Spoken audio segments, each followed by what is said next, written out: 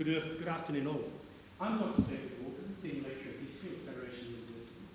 Welcome to Journey to the Southern Cross, a theatrical role-playing adventure set in the turbulent 1850s in the lead-up to the Irish Rebellion.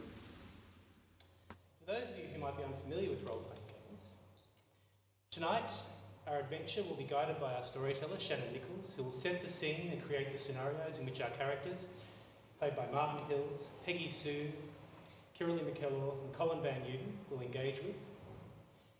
Neither we, nor our actors, nor our storyteller will know exactly what happens. Whether our characters achieve all they hope for or suffer a fate of ignominy in the wilds of colonial Australia will depend on the choices their characters make and the roll of the dice. We've made a slight tweak to the historical timeline of the Eureka Stockade in that we wish to explore some of the issues faced by Chinese migrants to the goldfields. And for the most part, this was a matter that occurred after the Eureka Stockade rather than the lead up to it, but we nonetheless thought this would be a good opportunity to investigate some of those issues.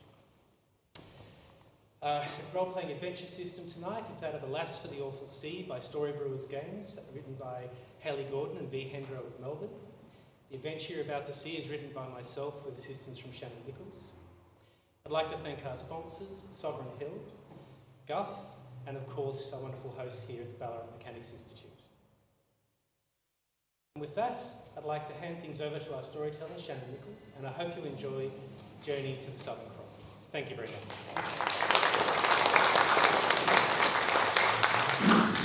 Thank you, David. A bit of setting the scene for you all folks. The year is 1854. It is a time of turmoil and change. Every day hangs in the precarious balance between life and death. The Industrial Revolution brought with it many opportunities for entrepreneurs to create their fortunes, but left many more destitute and homeless, having to move to the cities to look for work. Many there, faced with poverty and unemployment, turned to crime, leading to hulks overflowing with thousands of convicts sent overseas to an uncertain fate in the colonies. In Ireland, over 1 million perished in the Great Hunger of 1845, and millions more were displaced in the Great Diaspora, or relocation, looking for work and a new home. It was a time of staggering difference between the lives of the rich and the poor. Benjamin Disraeli, then Chancellor of the Exchequer, described it as two nations between whom there is no intercourse and no sympathy, who are ignorant of each other's habits, thoughts and feelings, as if inhabitants of different planets, who are framed by a different breeding and are not governed by the same laws, the rich and the poor. China was ravaged with famine and floods in the south, and with the ongoing Taiping Rebellion, the crumbling Qing dynasty was increasingly at the mercy of unscrupulous imperial powers. The first Opium War, waged by the British Empire and its proxy, the East India Trading Company, left China weakened and economically exploited.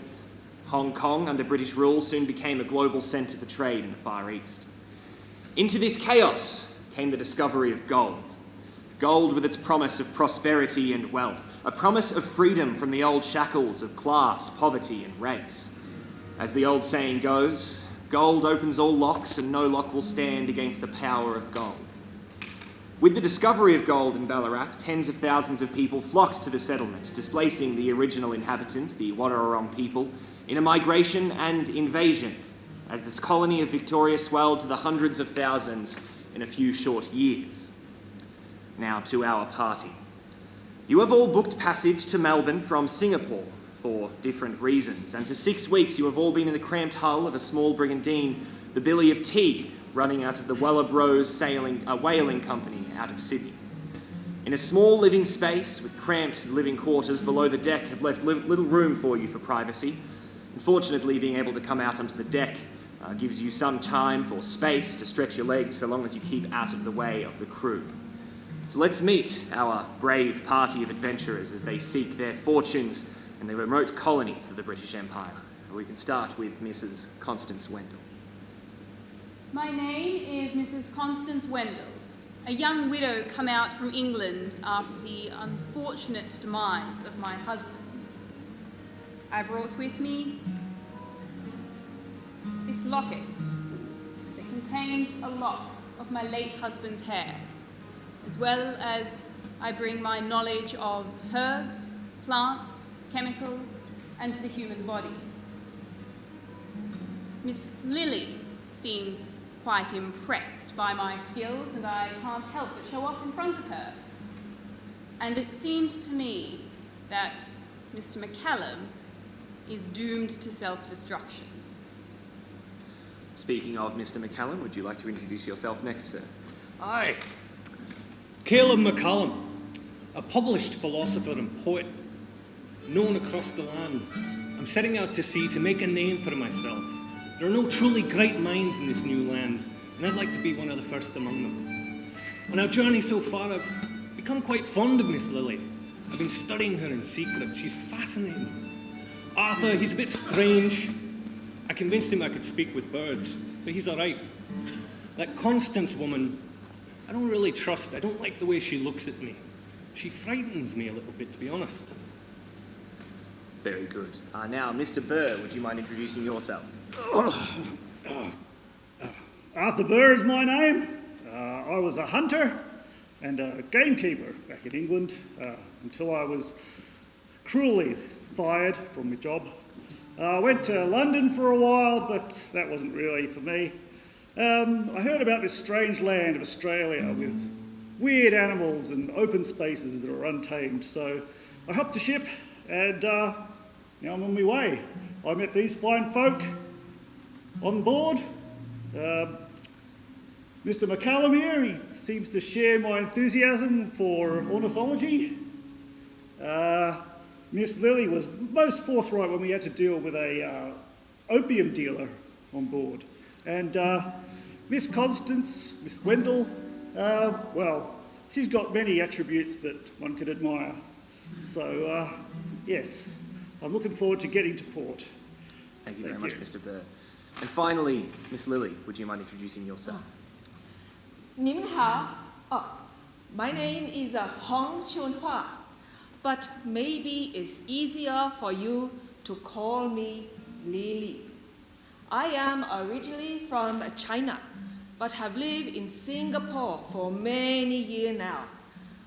Before I leave China, my mother, she gave to me a beautiful jade necklace. It's very precious to me. I take it with me everywhere I go.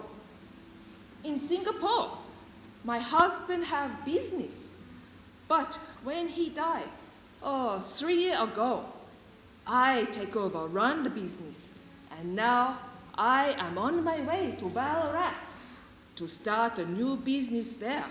My nephew, John, he go ahead to start looking for a place for the business.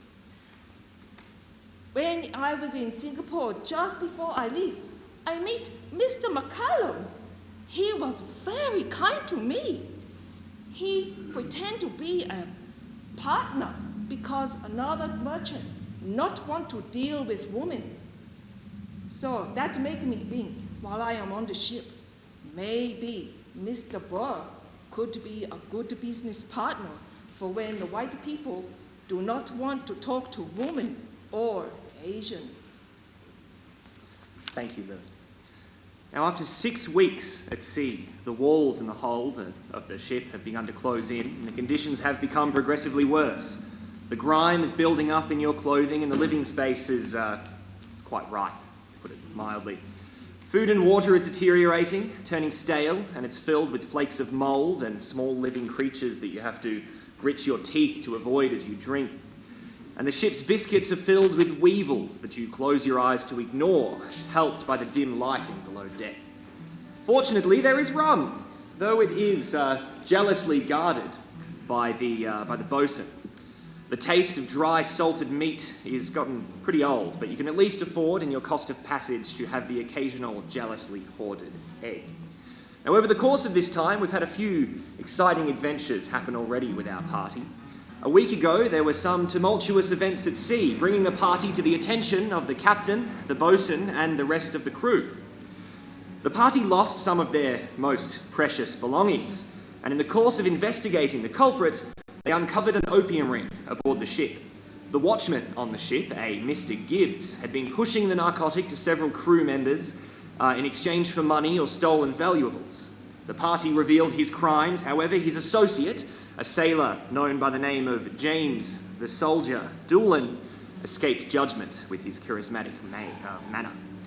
The party then discovered there was a stowaway hiding in the hold, a young Singaporean girl by the name of Kay Wei, living under the alias of a boy called Wei Kwan. After the tragic loss of her parents, she is desperate to reach Victoria to find her cousin and her uncle, and she is living as a boy for the freedom that it brings. Wei Kwan is the thief the party was seeking, and they recovered their items. However, rather than turning in the stowaway, Lily petitioned the captain to allow to release him into her care. Finally, during this investigation, Mr. McCallum discovered a secret regarding the bosun, Mr. Fred Pascoe, and a young sailor by the name of Sam Cooper. Mr. McCallum has told no one what he witnessed. Now to the present. After crossing the Great Australian Bight, a lookout spied Kangaroo Island in the distance several days ago, heralding the Beely of Tea's approach to Adelaide. Within a few more days, your destination of Melbourne will be reached. The day is sunny, with a light breeze, the smell of salt air becoming pleasant once more with the knowledge that firm earth will be beneath your feet all soon. The crew are busying themselves on the deck with their work, singing a cheery sea shanty. Bruce, our musician, will take it away.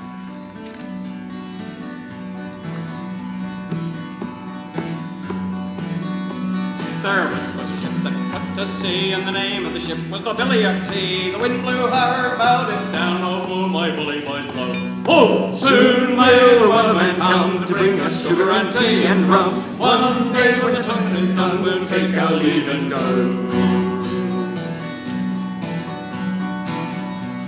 She had been 2 weeks from shore, went down on her a right whale bore. The captain called her lands and swore he'd take that whaling tongue. But before the boat had hit the water, the whale's tail came up and got her. All hands to the side, harpooned and caught her as she dived down below. Oh! Soon may the wellerman come to bring us sugar and tea and rum. One day when the tonguing is done, we'll take our leave and go. Oh! Soon may the wellerman come to bring us sugar and tea and rum. One day when the tonguing is done, we'll take our leave and go.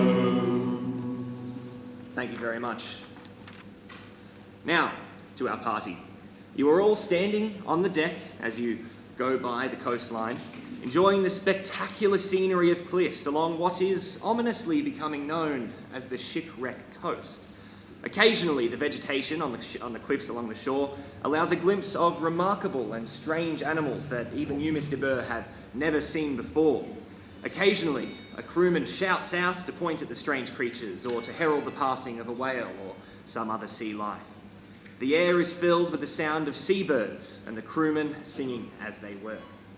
Now to our party. What are you doing in this idyllic setting? Have a bit of a role play, get to know each other a bit more and, well, see what you do. I'm staring at that land. I'm really keen to get off the ship. It's getting quite difficult to stay in here with all of you. I've seen drawings of one of those. Don't know what it's called, but Definitely seen Definitely a seen drawing. one. Excellent. what do the birds tell you? Seagull says it's called a flapperjack. Oh, Aye. I think I Well, might Seagull go would find. know. I think I might go find Wei Kwan and make sure he's doing better than he was the other day. very well. And Lily? Oh, I was going to ask you, do you know anything about the plant here in Australia? Not very much. I think I'll know more once we are there and I can investigate the various herbs and strange plants myself. Yes, there may be something very new and exciting for the health. They do say that most of the medicine comes from the plants and the forests and the bush. Be interesting to see what this new land has to offer. Very good. What I'm looking forward to here, the plants and animals. Yes. The untamed wilds. You said you wanted to find Wei Kwan. So Yes. Wei Kwan, our young stowaway, a Singaporean girl living as a boy by the name of Wei Kwan. He, and we will refer to him as a he because that is the life that he is leading at the moment. He is downstairs underneath the deck, below deck in Lily's living quarters, where a small bed has been made up next to your hammock for him. Is there anything in particular you wanted to do? Just to check on him, perhaps try to bring him a biscuit or some kind of small treat. Very good. To try and curry favour. So you go down. He is just lying there having a rest, not asleep, still awake. When you come in, how would you like to enter the room? I'll knock at the door. Yes? Master Way. Oh. I'm just coming to check on how you're doing on this day. Oh, Mrs. Wendell. Yes, I'm fine. Everything's fine. It's nice not to be in the barrel anymore. It's much more comfortable up here. Yes, I imagine it must be. Are you hungry? Oh, I'm always a little bit hungry, yes. Would you like a biscuit? He reaches out and takes the biscuit off of you and has a look at it. There's a couple of small weevils, very tiny little bugs, still in the biscuit, and he looks at it with slight disdain but brushes them off and takes a very difficult bite. Ship's biscuits are very, very dense, difficult to eat. But he does take a bite and looks at you and nods as he chews, with great thanks. Was there anything else that anybody wanted to do while you're on the ship, on the above deck? I'm just going to enjoy this wonderful day. It is beautiful weather at the moment. Absolutely lovely. Okay. It's good to be above deck. So while you're standing there enjoying the lovely weather and Mrs. Constance Wendell has gone below deck to speak to Wei Kwan, you suddenly hear BANG! You turn around and one of the crew is holding a rifle and he's been firing up into the air. You hear the loud sound of the gunfire and you have a closer look at the sailor and you recognise him as the soldier, Mr. Doolan, that you had dealings with last week. And then you hear one of the other sailors say, "Great shot there! I see that puff of feathers, like an exploding pillow that was! Cool! Try again!" You hear again, BAM! Another puff of feathers from the flock of birds flying by. The crew gather around, they start to comment on this shooting, and they start to place bets on further shots. I might get you, if I could get you, Miss Lily, would you roll a brains roll, please? So all of the rolls, so both dice you need, all of the rolls in this game are 2d6, and the resulting number says how much of a success or indeed failure it is. What did you get there? 9. 9! Very good.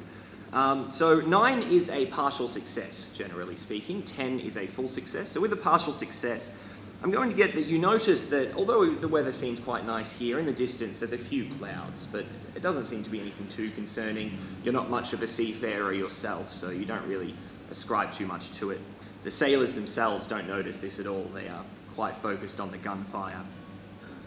Now, I want to ask sailor that come by. certainly. Is that bad weather coming or going?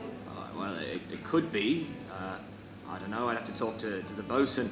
It's hard to tell from that distance whether the weather's going to be bad, but I don't think we'll have any trouble with it just yet. Does the weather get very bad here? To be perfectly honest with you, miss, I've never sailed this way myself, so I'm not sure. They do call it the shipwreck coast, you know. Oh, The sailor walks off and continues on his duties. that is not very auspicious. As you're standing there, having that discussion with the sailor, you hear Mr. Doolan, the soldier, firing at the guns. He says, "All right, do you think I can hit that albatross there? I reckon I can hit it first try." And one of the other sailors says, "Oh, no way, I don't think you can manage that." And they start organising bets. I'm going to get Arthur. Can you please do a beyond roll? Probably not, but let's see. 6. No. 6 is, I do believe, not. So 6 is a failure. You don't think anything of it. So they're firing at this albatross or taking aim at it. Just before he does fire, the crew is all gathering around. The captain, the bosun have come out of the captain's cabin and taken note of this great gathering of crew on the deck here. And they come up to have a look. But they don't seem to have any problem with this. It's just a bit of blowing off steam with the crew. It's good for them to get a bit of energy out. So the captain even starts making bets himself. And as the sailor fires, let's see if he hits the albatross first try. He does not hit the albatross first try, and he swears under his breath and he hands a bit of money to the sailor just next to him. But he takes aim again, hoping to recoup his lost honour in this fire. So I'm going to have somebody read the situation, which is a brains roll. Who would like to do that? I see Mr. McCallum is reaching for his dice. I guess I better give it a try. What have we got? It's a 6. That's a 6. All right. You start to notice that these clouds are getting a little bit closer. Would somebody else like to make a beyond roll? 10. 10. Very good. Actually, That is a success. 12. 12. Bonus. Fantastic. So, you actually remember something you heard while discussing with some European sailors in the docks in Singapore. An old poem from a man by the name of Coleridge. And I had done a hellish thing, and it would work 'em woe. For all averred, I'd killed the bird that made the breeze to blow. Ah, wretch, said they, the bird to slay that made the breeze to blow. And you remember that in the European folklore, it's very bad luck to kill an albatross at sea. And again, the soldier takes another shot. And he misses again. He doesn't hit the albatross once more. All of the other sailors start to laugh and jeer at him. He's usually much better at this, the soldier. He's a very, very good marksman. So he chalks it up to the swaying of the ocean. You also begin to notice with your roll earlier, Mr. McCallum, you feel a speck of rain fall on your nose. Let's wipe that off. And you look up and there is a few clouds coming over, but they're not dark, not stormy, just yet. Well, nonetheless, I better take my books and head down. Heading down, below deck? Absolutely. Excellent. Please, sir, Mr. Doolan, He looks to you. What do you want? please do not shoot the bird, the albatross. I thought it very bad luck. Bad luck? In the West, Right, to well, shoot the bird. You know what else they that say bird. is bad luck? Eh? Women on a ship. That's meant to be bad luck, isn't it? However, you're still here, and the captain has allowed you to be here. No matter though you've caused me no short amount of trouble in the few weeks you've been on this ship, so if you don't mind, I'd rather you just keep to yourself. And You make the trouble for yourself. Before you've gone down. I will stop going down and I'll look up at Doolan and say, Mr. Doolan, you'll mind your manners if you please. Miss Lily has paid her way on the ship. Very good. So what you're doing here is manipulating another or intimidating another. Would you rather manipulate or intimidate? Under these circumstances, I'll try an intimidation, All which right. isn't really my strong suit, well. so I don't know how this is going to go. Very good. We'll give it a so that's try. a roll plus brawn. Plus brawn of 0, this should be Very great. good. What have we got? That's a 4. All right. So you fail miserably. And Mr. Doolan turns to you and he laughs and he laughs. And Mr. Doolan's a very charismatic chap. And as he's laughing at you, belittling you for trying to be all tough and intimidating to this group of sea-hardened sailors, all of the other sailors start to laugh at you as well. With a roarous laughter, as our lovely crew out here have been doing. Just laughing at the ridiculous display of this toff who thinks that he can intimidate a sailor and a soldier on his own ship. Ridiculous. Well, it wouldn't be the first time the crew's laughed at me, would it? That would be. Upon Right. hearing all this commotion, I think I'll come up onto the deck to see what is going on. Very well. So our entire party is on the deck now. As you come up, he's going to make another shot. And he rolls much better. He hits the albatross, and the albatross disappears with a squawk and a puff of feathers. And all of the sailors, they cheer and they start passing money around with all of the bets. I'm going to have somebody else who has not rolled much yet. I think you, Mrs. Wendell, you haven't rolled much. Would you roll a brains, please? Brains roll. Or beyond, your choice. I think I'll take brains. Very good. And that would be a 10. A 10, very good. So with a 10, you look up and you notice that the clouds have become very dark, actually. Very dark. They're getting closer, a few more specks of rain coming down. But none of the sailors have noticed. They're all so completely distracted by this game happening on deck.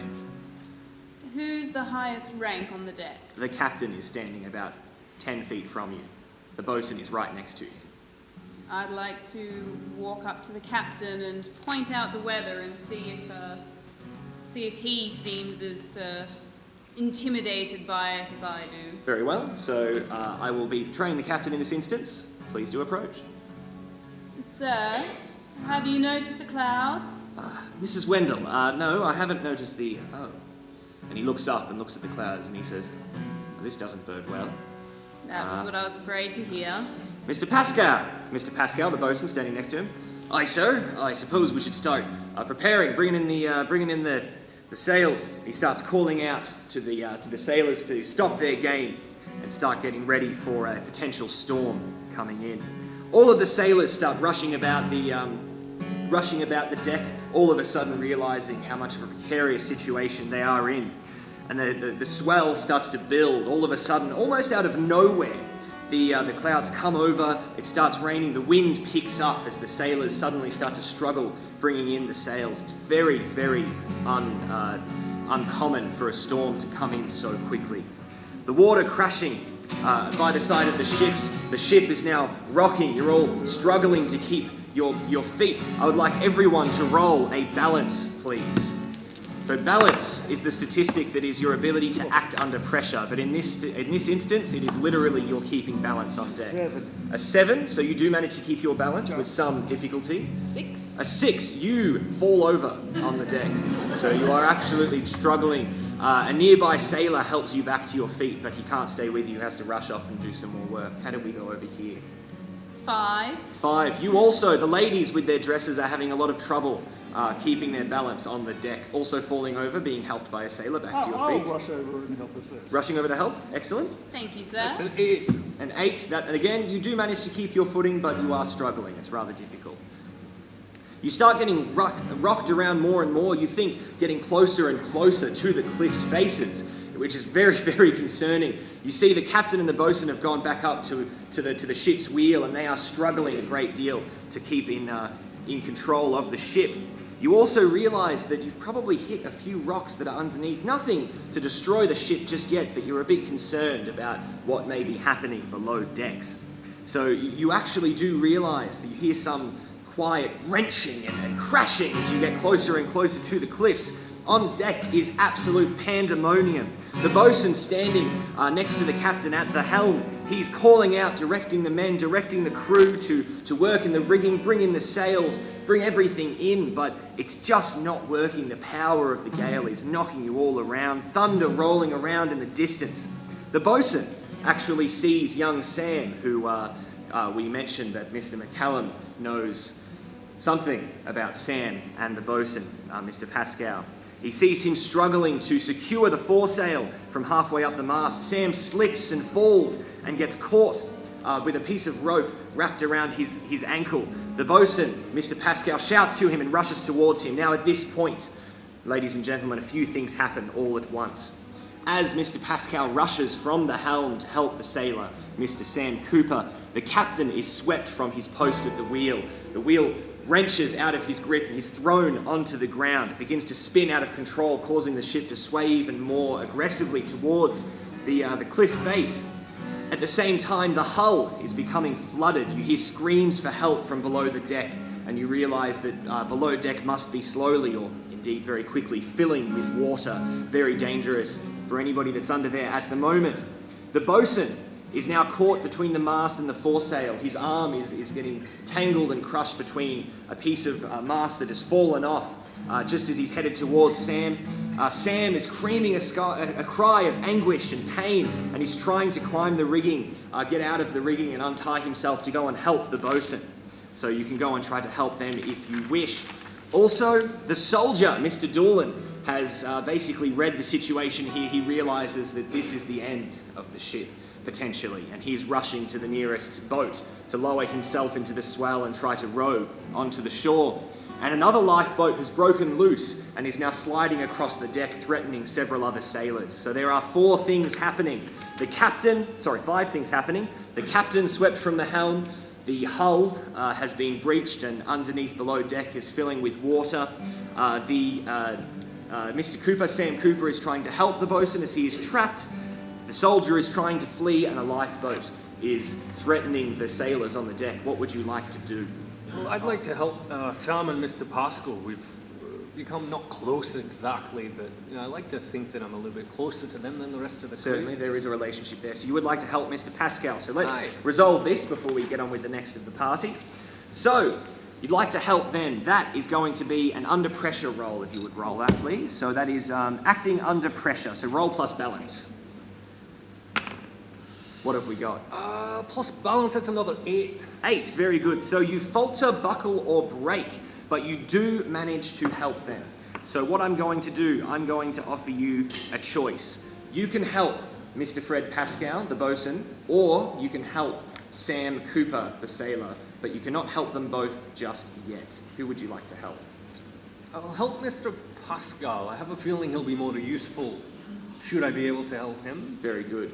So now he is tangled up and caught underneath a piece of mast. He can't quite get it off by himself, but with your help he may be able to get it off himself, and then he can help you help Sam. I would like you to make a brawn roll, please. Excellent. And before I do that, I might suggest, Arthur, get over here and give me a hand. Now that is up to you. If there's another action you'd like to take, you can take that, or you can use your action in this instance to help Mr. McCallum. I feel like it's more important to grab the wheel.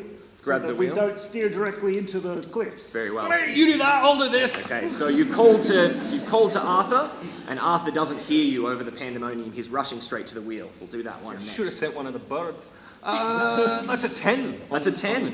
That is a fantastic success. So you are helping Fred Pascal, the bosun. He's trapped under a piece of mast. Explain what you do.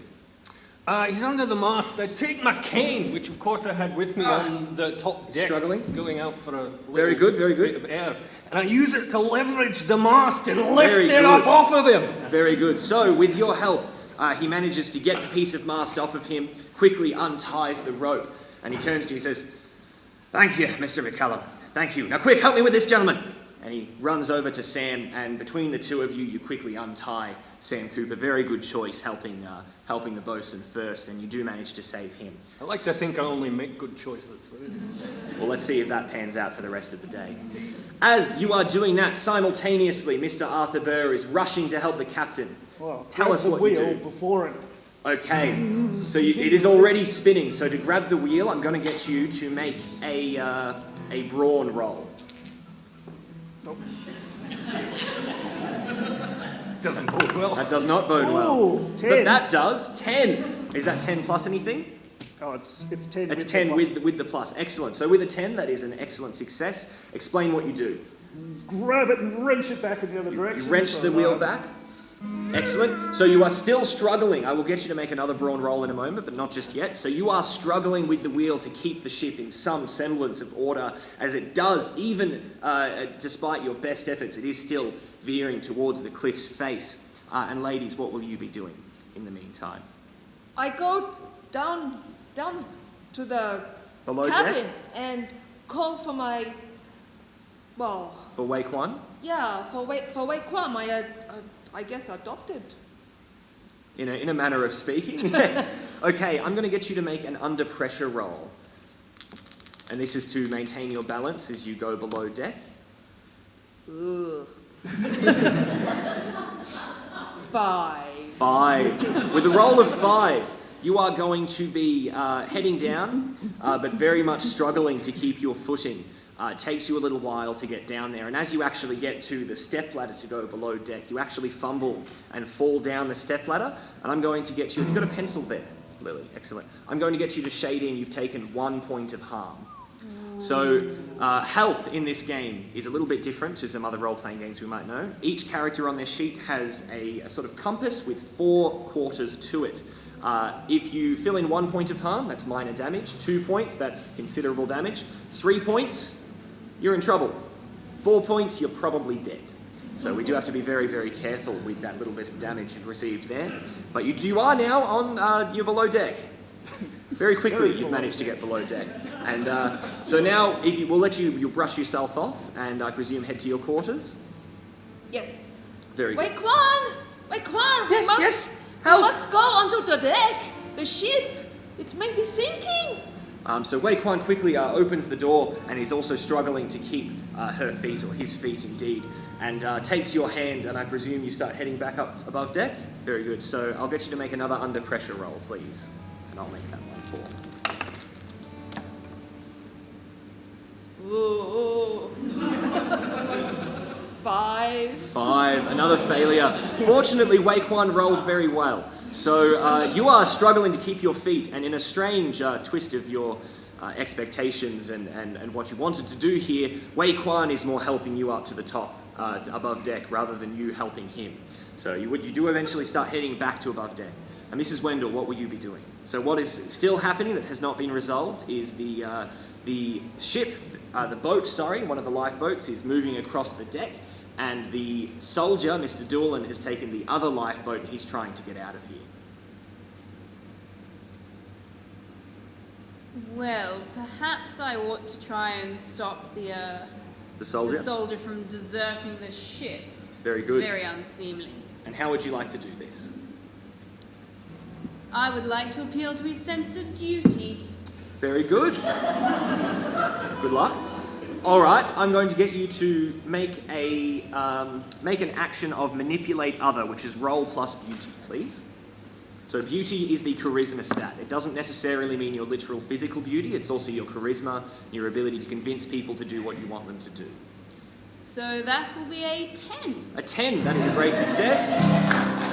Excellent, yes, let's all applaud that wonderful 10. Very good. So, what are you going to try to say to the soldier as he is hurriedly getting onto this boat and lowering it into the swell?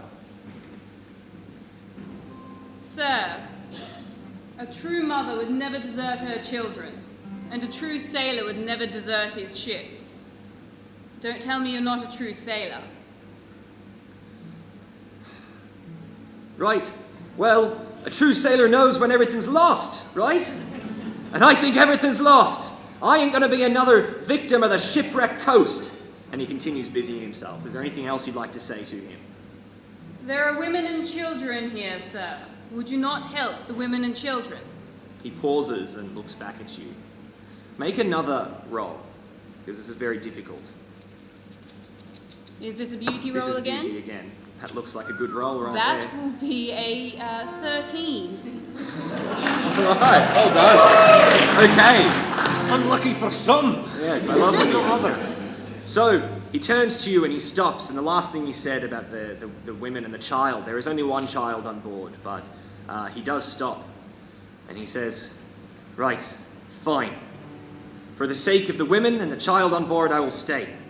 And he actually, now that he is on board, he continues helping, and the ship is in a little bit better situation. Now, returning to Arthur Burr at the helm, you are probably the most important person on the ship right now, depending on how this works. Is there anything else you'd like to do, or would you like to just continue trying to wrench the ship into control? Where is the captain in relation? Can I kick him, wake him up? The captain is next to you, and he's sort of shaking his head as he's trying to regain balance.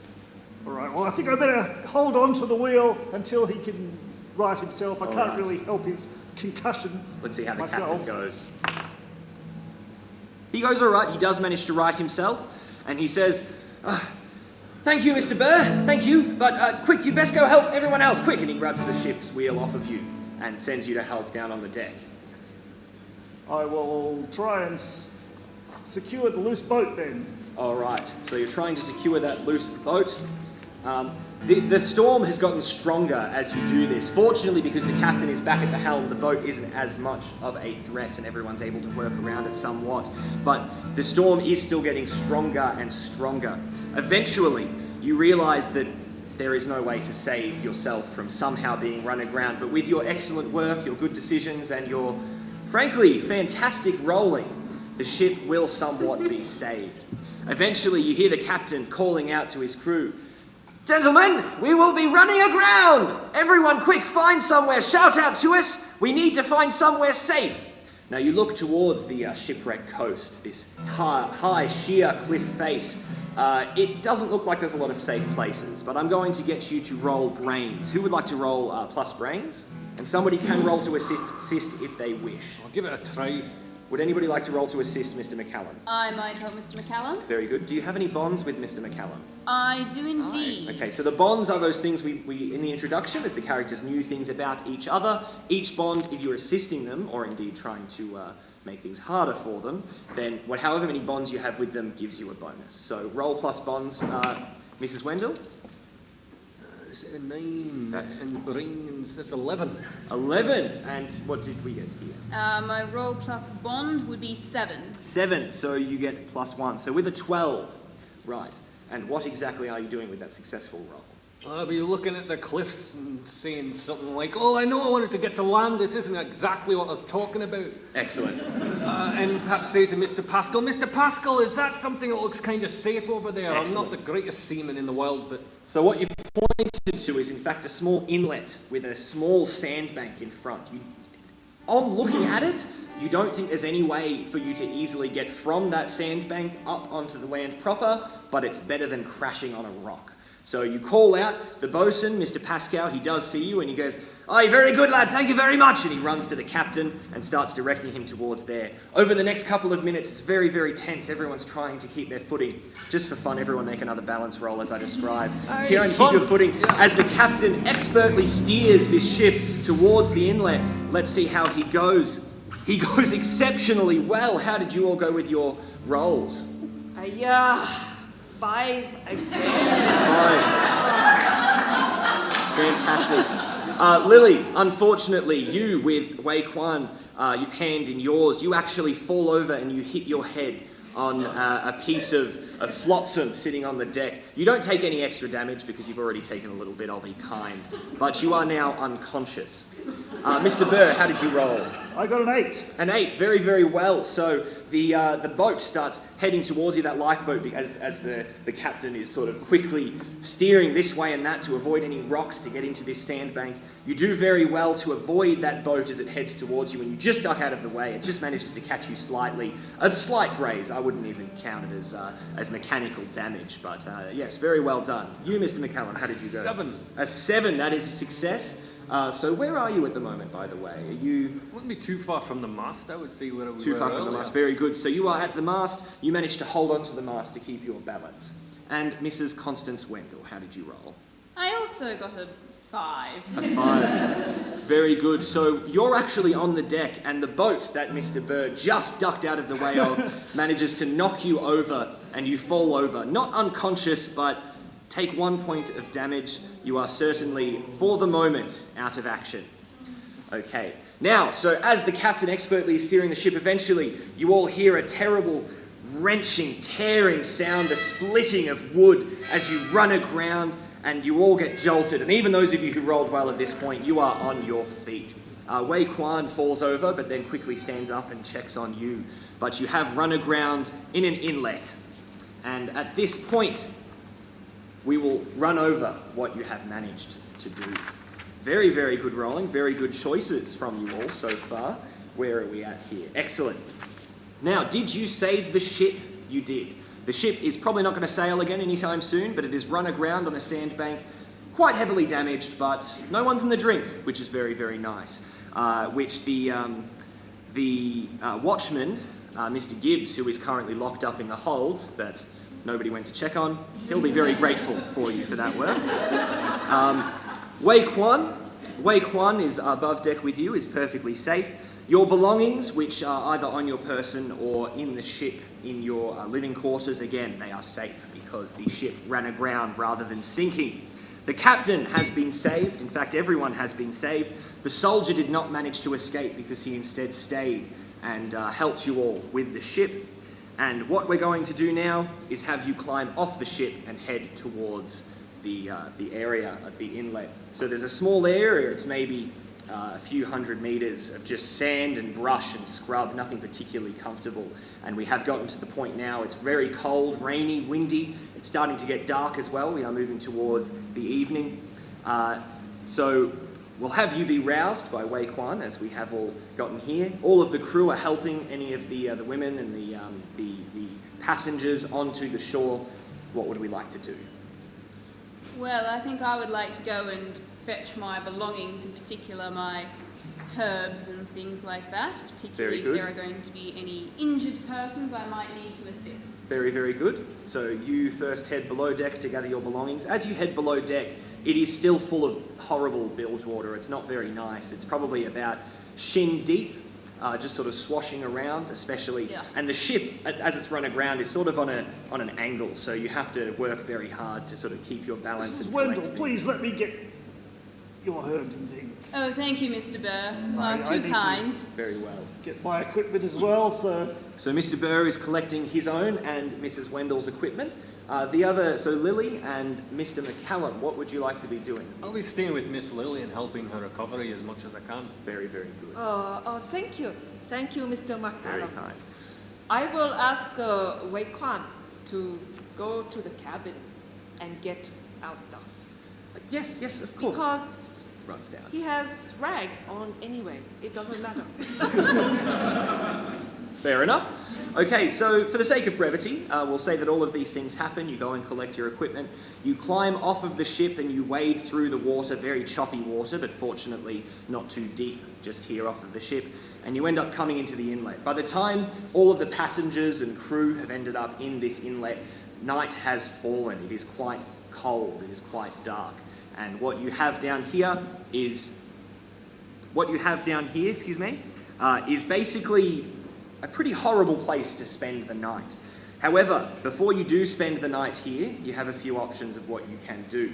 You can look around, you can try to continue getting things from the ship, you can have a look around in the scrub to find something useful, or use your imagination. I'm sure you'll manage to surprise me a few more times today. I might shout to the captain, Captain, surely someone can make a fire. Or something of the like. Yes, can anybody here make a fire? Anyone? Do we have equipment? Yes, of course. Mr. Burr, well, no, we have sailors for this kind of thing, sir. But, Very well. well, if you're sure, no, the sailors are probably best off getting as many things from the ship as possible off of the ship. Very well, Mr. Burr, if you wouldn't mind. Right, so what I'm going to get you to do, I'll call it a brains roll to get a fire going, and we'll explain what you do depending on your roll.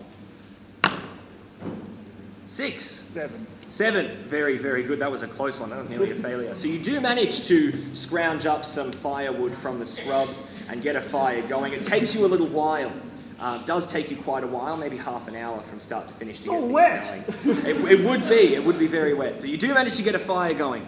Now, because you managed to save the ship, you do have some ship's biscuits and water from the ship around. But it's the first time you've been on land for a while. Would you like to look around, scrounge about for any other kind of food? I think Everything's still I think I would firstly like to attend to Miss Lily and myself and see to our injuries. Very good. So while Mr. Burr is getting the fire going, Mr. McCallum, I assume you're helping the sailors with whatever needs to be done or enjoying the fire? Absolutely. Excellent.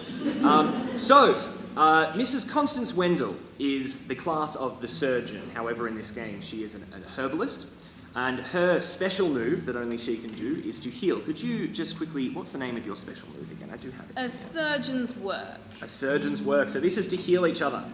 So, I would like you to roll plus brains for a surgeon's work, please. I'll start with Miss Lily. Very good. That would be a 9. Excellent. So I need you to now roll acting under pressure because it isn't a full success. That's a 10 on the dice. Fantastic. So you do very well. You manage to create a poultice from the herbs that you still have, and you wrap that around Miss Lily's sore part of her head where she knocked herself, and any scrapes and bruises to make her feel a bit better. So you can fix that health now if you like. There is an eraser here. You've got one. Excellent. I'd like to have a bit of showmanship as I'm treating Miss Lily because I do like to try and impress her. Very good. Excellent. 谢谢你. You are most welcome, Miss Lily. You are very good healer. Very good. Would you like to roll to heal yourself as well? Oh yes, please. Excellent.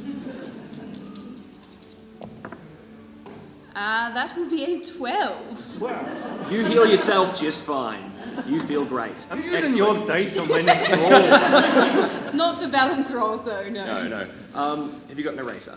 Or are you keeping track elsewhere? Excellent. All right, so what happens now? You're settling down around the campfire, you're doing pretty well, you're warm, you've got a little bit of food, And all is going all right, except for the fact that you've just crash landed on an alien shore that you don't understand, surrounded by animals you don't know anything about, with a bunch of unscrupulous sailors.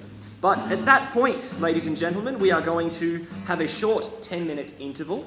If you need to run to the bathroom, please do. If you want to go grab a drink, please do. I like to think that we're extra fun if you'll have a couple of drinks in you, but that's completely up to you folks. And we will come back in about 10 minutes' time with part 2 of our adventure on the shores of Victoria. Thank you very much, everybody.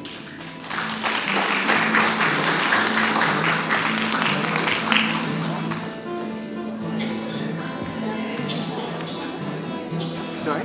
Unless you want to go get a drink, if you want to run to the bathroom, now is the time. Stretch your legs, whatever you like. I need. Go for it. Katrina was like waving a piece of paper at you. Paper. Certainly would not have. She asked me if I needed paper. But it would not be myself or Miss Lily as far as not just the balance It's a we fair have on point, the but ship. also there's a lot of moment. We do not have our ceilings, Miss Lily. We should be fine on the shore, though. Yeah, what could possibly go wrong on the shore? Don't say that.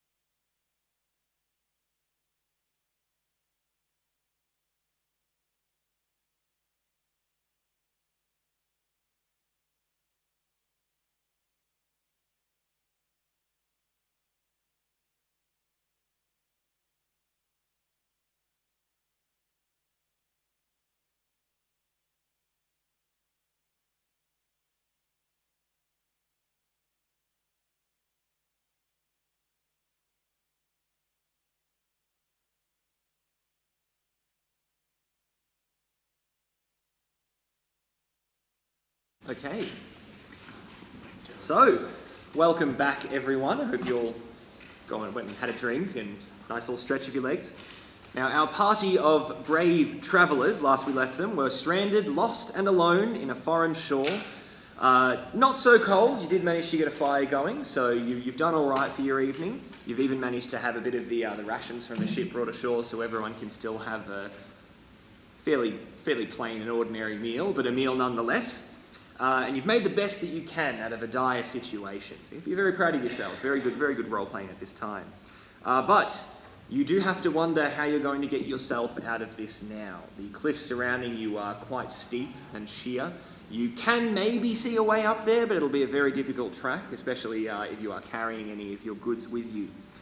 You may be hoping for rescue to be on the way. It's perfectly possible that somebody on shore saw the ship crashing, but you simply can't be certain at this time. So you are basically alone in a hostile country, and your future does look fairly bleak. So after a still fairly cold, there's only so much fire to go around, an uncomfortable night with little sleep, you all awaken to the sound of unfamiliar bird calls you've never heard before, and the crashing of the sea. The storm has subsided, but the waves still crash upon the shore, and your fingers fumble as you try to keep yourself warm by the fire. Maybe you'll have a couple of fires going in the early light of the morning. So where would you like to go from here? Well, I've been thinking, Miss Lily, I believe you had some items arriving. Perhaps we should establish where we are so we can perhaps try and get to where we're meant to be.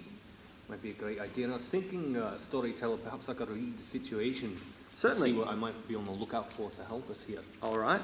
So we're reading the situation. So that is what am I rolling? That's a roll plus brain. What do we go? It is a roll plus brains. I've actually got a +2 on brains, which is quite good. Very good. But I rolled a 4, which is not. You don't do very well. You're trying to... Explain to me what you're trying to do. So I'm looking around the cliffs, trying to find a way to get out of our current situation, a way to establish exactly where we are and pick a direction to go. Very good. So as you're wandering around the beach, looking at the cliff's face, perhaps trying to find a path up them, wondering about eyes up, all of a sudden you fall over and you've put your foot directly into a rock pool. You don't take any damage. It's just very embarrassing. This is literally a joke made about philosophers quite often, mind you. Oh. Staring at the stars too often. Understandable. They don't see the holes in the ground below them. Fall straight in. So now you're nice and wet, at least from the knee down on one of your trouser legs, and you're brushing yourself off. Everyone else, what are we doing? I wanted to speak to Mr. McCallum. Yes. Mr. McCallum, do you think that we could use the captain map and compass to see where we are, and can we row out of here in the lifeboat? It's a great idea, Miss Lily. We should take that to the captain. All right. Depends on the seas. What are the seas like at the moment? What are the seas like at the moment? They're a bit choppy. You probably could row a boat around, but the issue is, and you saw this from the ship, intakes like this are rare. You could get in the boat and you could row. You could only fit so many people at a time as well. You couldn't fit everyone on the one boat that you have that works at the moment, saved from the soldier before he disappeared with it, absconded with it, I should say. But you could, but it would take a long time. It's probably better to send a small party rowing out looking for help if you were going to do anything like that. But regardless, by all means, approach the captain with your thoughts if you'd like to follow them up. Well, this situation is hardly ideal, but you know what they say, any port in a storm. Excellent. Would you like to approach the captain, or would you like to see some other options? I'm going to check the cliffs. Check the cliffs?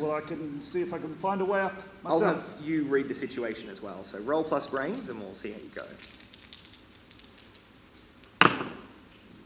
8. 8. Okay, you do succeed. So you get to ask me 2 of these questions in the read the situation action. And I will give you information based on the questions you ask. What should I be on the lookout for? So what you should be on the lookout for at this time are basically a part on the cliff face that is maybe a bit less steep, has more handholds, or maybe some strong shrubbery actually that you can get a good hold of as you're climbing. What's my best way in, way out, or way past? So what's my best way to get to the top of the cliffs? Excellent.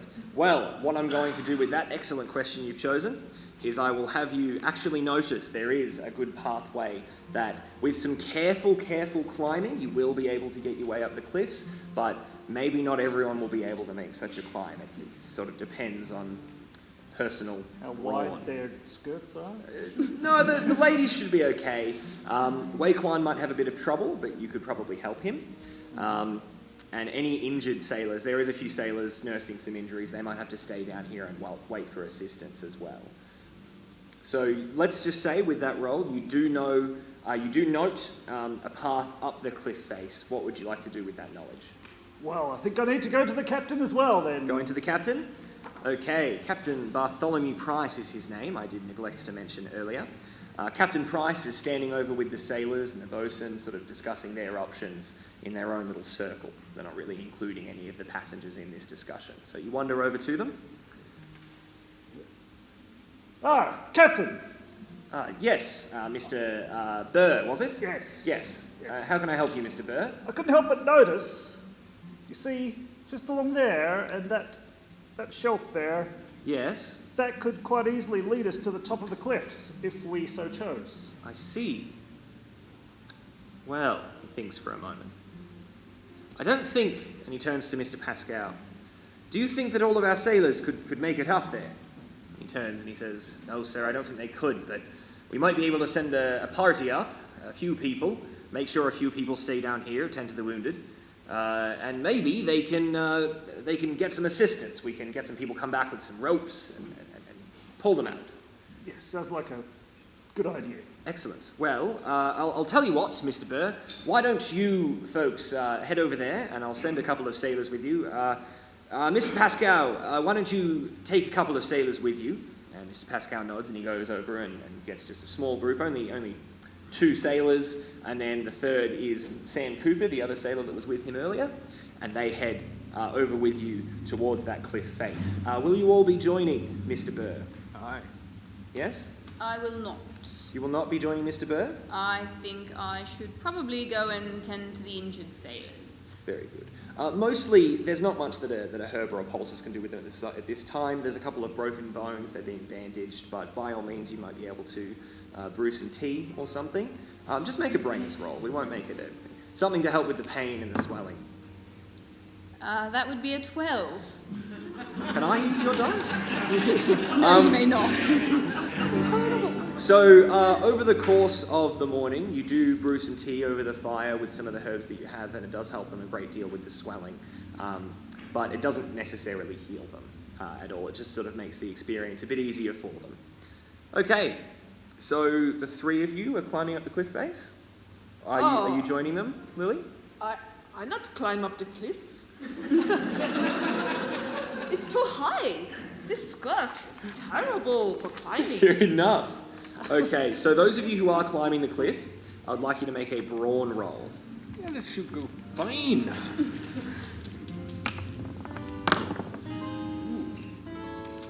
10. 10? It's a 7. 10 and a 7. Very, very good. So the 2 of you, along with Mr. Pascal the boatswain and the 3 sailors, including Sam Cooper, you do manage to climb up the cliff fairly well. All the sailors, they're well used to climbing up the rigging and whatnot. They've got tough hands. They manage to climb up just fine. You need a little bit of assistance occasionally, but you don't fall or anything like that. You manage to get a good hold of all of the shrubbery and the strong roots. You give them a few good tugs. At one point, you do grab one and give it a tug, and it comes out, but you manage to quickly grab another rock and don't lose your footing at all. And you eventually find yourself at the top of the cliff. Very much so tired. So you have a good look around. And you do see that there's plenty of bush, but you think maybe you can cut your way through and head towards, hopefully, where there might be a road running alongside. Eventually, it might take a little bit of scouting. But we've still got 2 party members down on the beach, so let's stick with them for now. So you've climbed up. The sailors have brought some rope, but the injured sailors aren't going to be able to climb up this rope, only the uninjured ones. So would you ladies like to climb up with the assistance of the rope? Yes. Yes, to join the group. So any other passengers on the ship do the same thing. You climb up with the rope. I'll still get you to make a brawn roll, but it'll be an easier roll. We can get them to tie their baggage on, and we can pull their baggage up first so they don't have I to was pull about that. to ask about my carpet bag of herbs and such. I'm not leaving that behind. Well, for the sake of brevity, we'll say that they're brought up as well. How did you go? Oh, I rolled very well. I rolled 12, but I have -1 for brawn. That's all right. 11's still very good. And how did you go, Mrs. Wendell? And with my also -1 for brawn, I have managed an 8. An 8. So you both get up just fine. You really shoot up the rope, actually. You even start climbing up quicker. Like, you've just got this great vigour in you. You're just so excited to be on proper, solid, not sand land. I want to get away from the sea for now. Oh. Okay, so all of our party, plus a few sailors, are on top of the cliff. You were saying, Mrs. Wendell. Ah, Miss Lily, you never told me you were a rigging monkey. Oh, when I was a little girl, my mother, she told me to not climb a tree, but I do it anyway. Okay.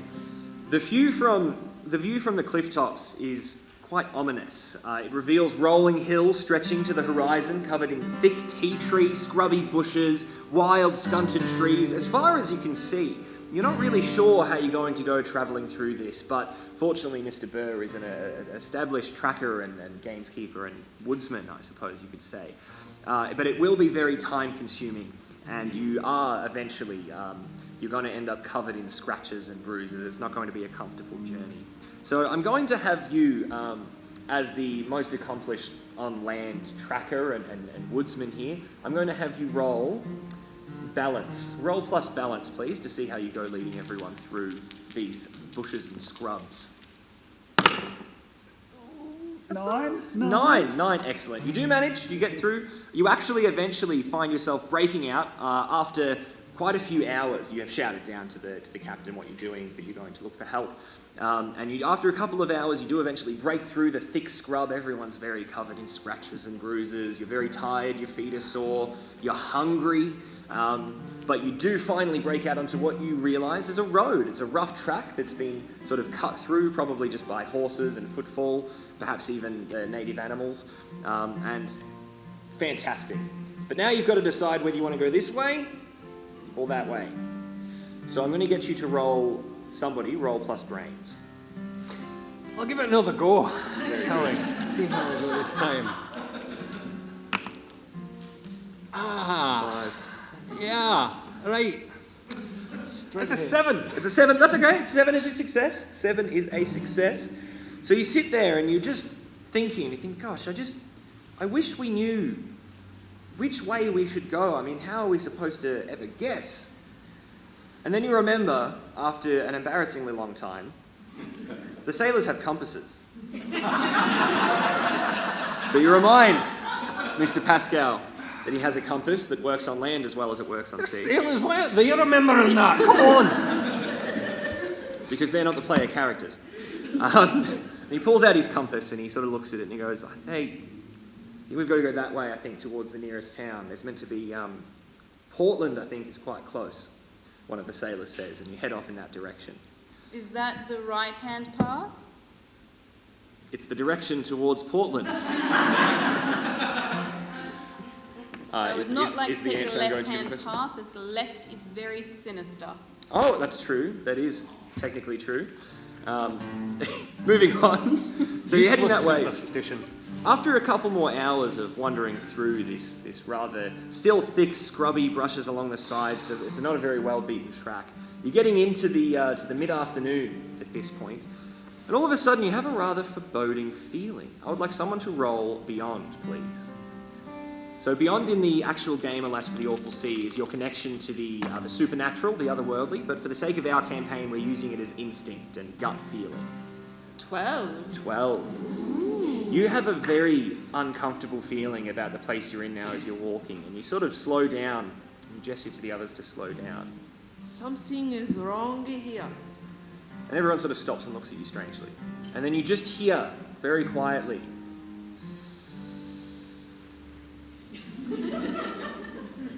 Is that a snake? everyone roll plus brains.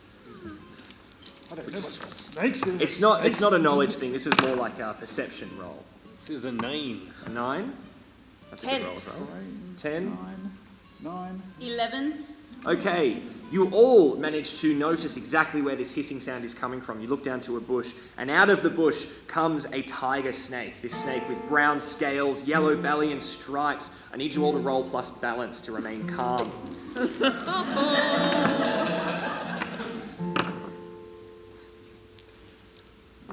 9. 9? My best balance for a while. 8. That's a success. 7. A 7? Also 7. Okay. Didn't want a total party kill from a snake in the first hour.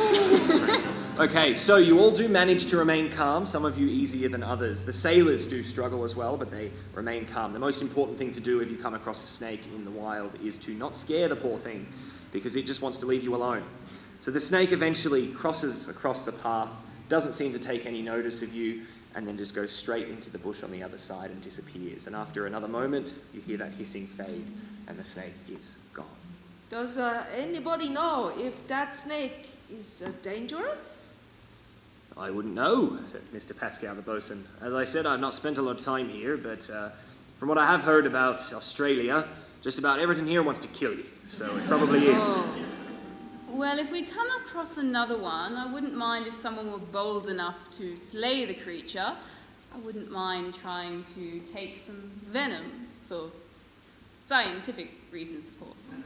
Mr. Burr is quite fond of stabbing things, from what I've told. At that, Mrs. Wendell, the bosun looks at you with a side eye. That's a very strange thing to say.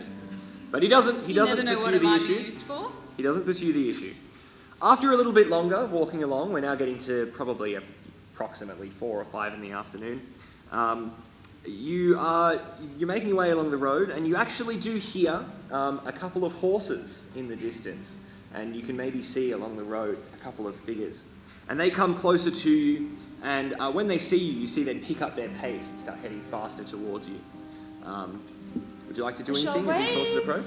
Waving to them? Hello! I Hello! also wave. Clearly they're Excellent. interested in helping us out. Very good. So they What get could to possibly go you. wrong? After a couple of minutes, they do reach you, and they slow down. And what you see is 2 men. Let me just get the right character sheets out here, thank you. You see 2 men aboard these horses, astride these horses. One of them, that's the wrong sheet. That's the one I want. One of them astride his horse. He's a tall and stocky man. He's wearing light-coloured clothes. They are completely sweated through. Both of the men's clothes are completely sweated through. They've probably been riding hard for a little while. So this gentleman, he's unshaved, very rugged looking. He's wearing a worn-brimmed bushman's hat. He's probably in his late 30s, you would guess. You'd hazard a guess. The other man is of middle height. He's got a very strong build. Very simply dressed, also threaded through. But you do note he has dark skin. So not of European descent from your best knowledge. But he has a shaved face and short, trimmed, dark hair. So black hair even. So they approach you. And the white man astride his horse comes closer and he says, "All right, fellows, ladies, where did you come from?" Greetings. Well, we came from the sea. The sea. It's quite a long story, but I guess we should probably condense it because I'm not sure how much time we have Right, left. of course. We're on our way to Portland. We're trying to make sure that we're on the right way. You are on the right way, Indeed. he says.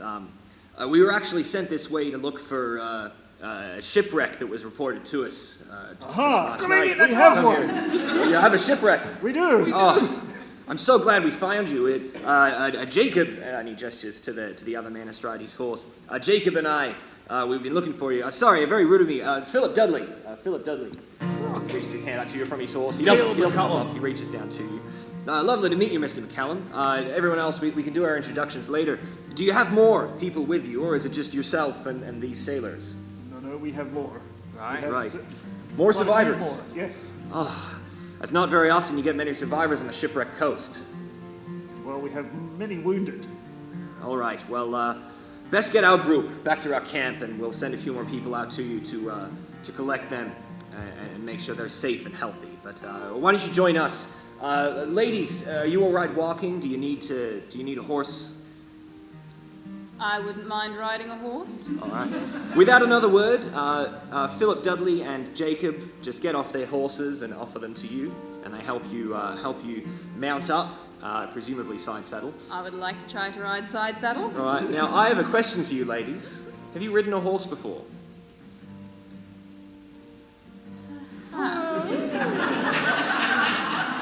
Both of you roll plus balance, please.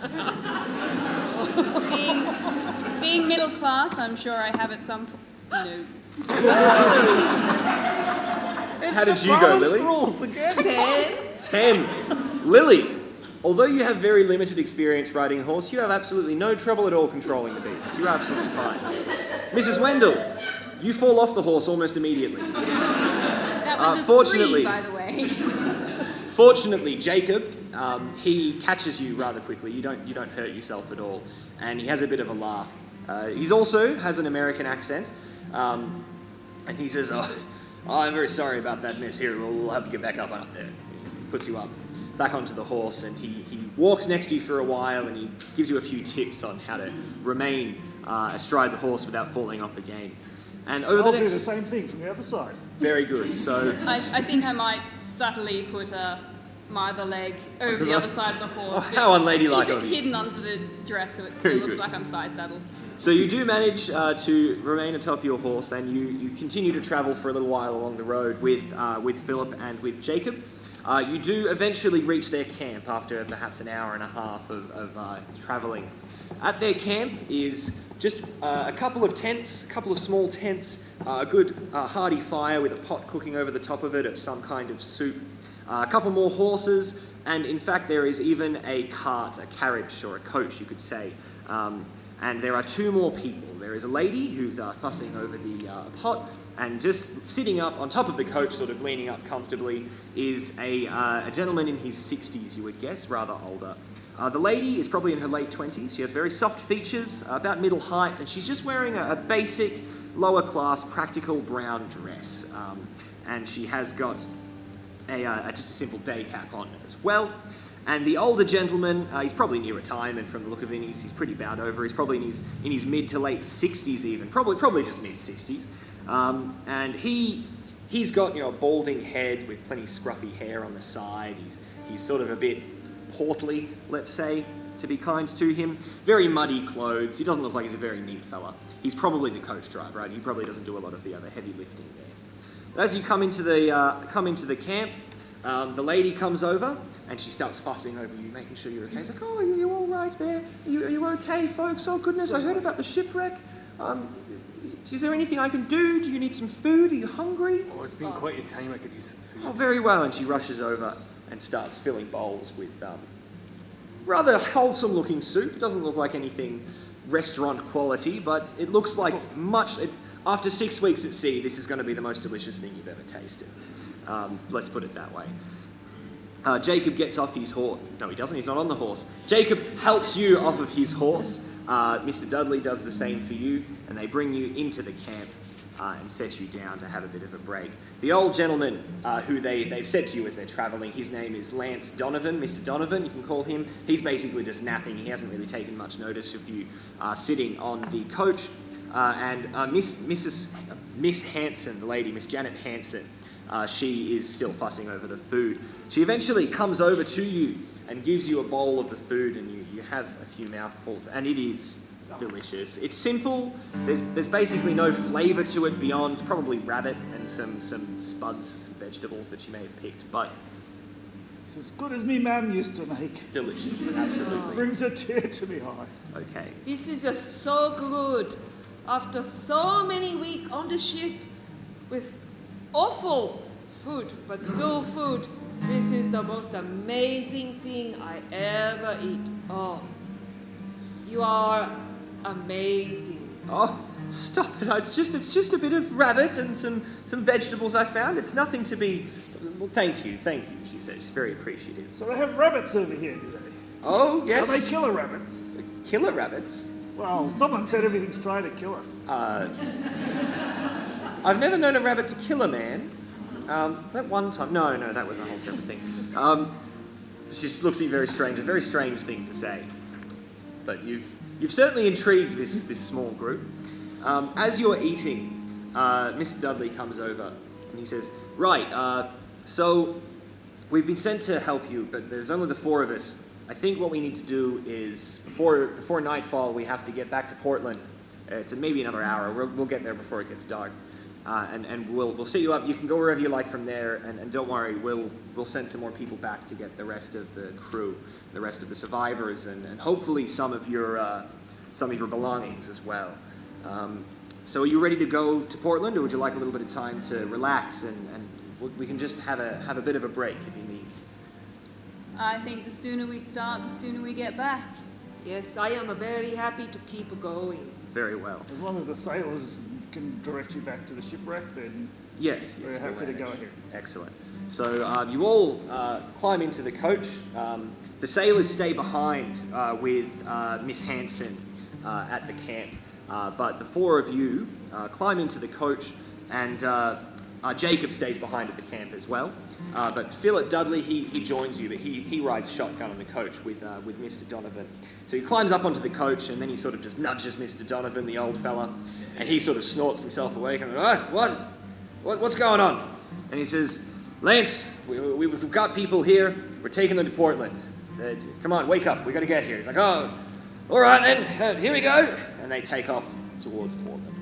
It takes about an hour for you to get there. Is there anything in particular you'd like to discuss with each other, or with Mr. Donovan or Mr. Dudley riding up top of the coach before we get there? Or would you like to just maybe have a bit of a kid? No, I think I'll just have a little scribble in my notebook, just taking down some notes about Very good.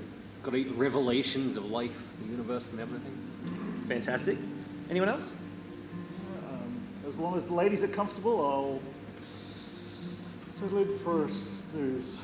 Very good. And ladies? I think I'll just emphasise to Mr. Dudley that we do need to find a doctor and some more supplies, because we do have some rather injured sailors that will need to be treated before they're able to be moved far. Yes, don't you worry about that. Look, to be honest, there's only a few of us sent out because, like I said, you don't often get survivors from the shipwreck coast. But we'll be sure to send some people with medical experience, some new supplies. We'll get them up from there. We'll send some ropes. We'll get them out. Don't you worry about that. I appreciate your concern, though. I want to ask, how big is Portland? Portland's it's fairly big for a tent city such as it is, but it's just a town at this time. There's only a few wooden buildings. There's the hotel. Now, what's it called again? The Commercial Inn is probably where you want to go to stay the night. Probably the best place. There is a bank in the town, a few other small buildings, grocery stores and the like, but for the most part it's tents and stalls set up along the road. But by all means, you'll be comfortable enough for the night before heading off to Melbourne or Ballarat or wherever you're heading. All right. Was there anything else, folks, that you wanted to talk about before we get where we're going? I might Very good. ask, actually, Certainly. Who actually sent you to find the shipwreck? Just the mayor of Portland. He sent you, but he won't be in town. He had to head off to Melbourne on business just after he sent us. He was off on the way, but don't worry, there will be staff. Everyone will be looked after. But once you're in town, I presume you've got your belongings. You seem you've all got your packs with you and whatnot.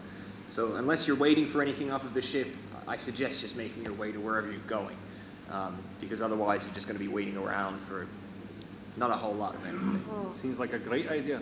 How do we do that? Do we catch another ship, or is there carriage to take us? So from Portland, you might be able to book a carriage, but it'll be very expensive to get to Ballarat that way. You might be able to find a guide in town who can take you, probably traveling by foot. If you can afford horses, you can take some horses, but I mean, it depends how much money you have, to be perfectly honest with you. I would suggest go to the commercial inn, settle in for the night, and then try to find a guide in the morning. So you, Thank you very much. most welcome. So you do eventually arrive in Portland. Now, when you come to Portland, I'm on the wrong page. When you come to Portland after a few hours travel, it is a bustling town, lots of tents and a few buildings of whalers, travellers to the goldfields, businessmen and immigrants. It is a thriving seaside town. You can smell the food being cooked in the stalls along the side of the street, lots of some spices and whatnot that you actually will get in a coastal town like this. Bright colours of clothing, people from all over the world. You have got people from England, Scotland and Ireland, but you also have, there's a few Chinese people about.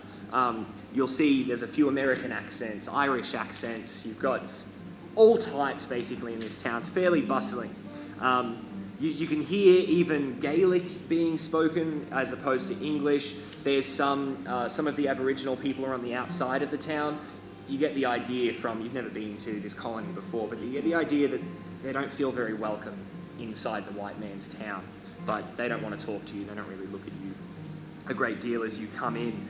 But you even do see them, however, one of the stalls, they're selling possum skin coats and blankets to people as well, and offering services as guides towards Melbourne and whatnot as you come in. You even do see the occasional Chinese miner walking through the town, speaking in Cantonese or Mandarin. They have their queues, the pigtails hanging behind their heads, they're wearing the dowlies, which are the conical Chinese hats, so they do stand out pretty well in the crowd. So you'd certainly recognise the dress fairly well, being from China. However, you are of course in Western dress, so they probably don't really notice you coming in unless they look at you closely. If you wish to speak to them, you are welcome to, but it is completely up to you. You're now in the town of Portland. You've been told what you've been told, you know what you know. Where would you like to go from here? Might try and procure us a guide. Procure a guide? Aye. It is getting late into the night, just so as you know. Not late into the night, it's getting to sunset time now. It's been a big couple of days, I guess. Maybe we should just find somewhere to settle down for the night. Find somewhere to settle down? Would anybody else like to do anything else before Mrs. settling down? Wendell, would you Yes. like to share a room? I think that would be appropriate. Because the cost of this journey go up, up, up. Very good. Yes, indeed. So at this point, you'll climb out of the coach, and Mr. Dudley sort of says, "Oh well, I wish you folks all the best. I'd best go and speak to the mayor's agent over in the town hall. But good luck to you. It's been lovely meeting you." Thank you. Thank you very much. Doffs his hat, and they take the carriage around the way, sort of out of your sight. So, everyone just going straight to the commercial inn? I'm not sure I can afford the commercial inn. It's all right, Mr. Burrow. We'll have you covered. Don't worry. Oh, very kind of you. Very kind of you, Mr. McCallum. All right, so you head over to the commercial inn. It stands out on the street. It's a pretty big building. It's got the commercial inn written on front of it, on the facade there. I'd imagine so. Roll brains. No. All right, so you head on into the building. And what you see is behind the bar, we have got a bartender sitting there. And we would mind having our bartender come and join us. Yeah, 1 minute. Hang on. I'm busy! So the bar is fairly bustling, it's very busy, everyone wants a drink, everyone wants things. And you come in and you see the bartender standing behind the bar. Well, what do you want? I would like some lodgings. First of all, welcome to the commercial inn. My name is Josephine. Now what do you want? I would have led with that, to be honest, but yeah, I would actually like some lodgings. I feel like we've been here before. Lodgings, eh? Well, I could give you lodgings. You want separate rooms or rooms together? We share a room together. One room for the four of you. No. I think 2 rooms for Look, propriety. who am I to judge? All right, well, I guess that will be a pound. So Well, I tell you what, that's a lot of money. you're pretty tight on money, you guys. You didn't have much on you. Look. You can spend £1 and you can pay £1 for your night here, but it's not going to leave you with much more than change for anything else. It comes with dinner Spend it as fine. and a show. All right, very Very good. good, it's fine. Can I try to haggle with the barkeep to see if I can... Oh, here we go. Certainly. That's going to be manipulate another, roll plus beauty. That will be 7 is 9. Okay, so how this works with manipulate another, and I will do it with this instance, you have to basically either promise them something first or make the haggle worth it. So with a 7 or a 9, 7, 8 or 9, they change the terms to suit themselves or demand concrete assurance first. So, role play this interaction, this haggling. You do succeed, but it's on her terms.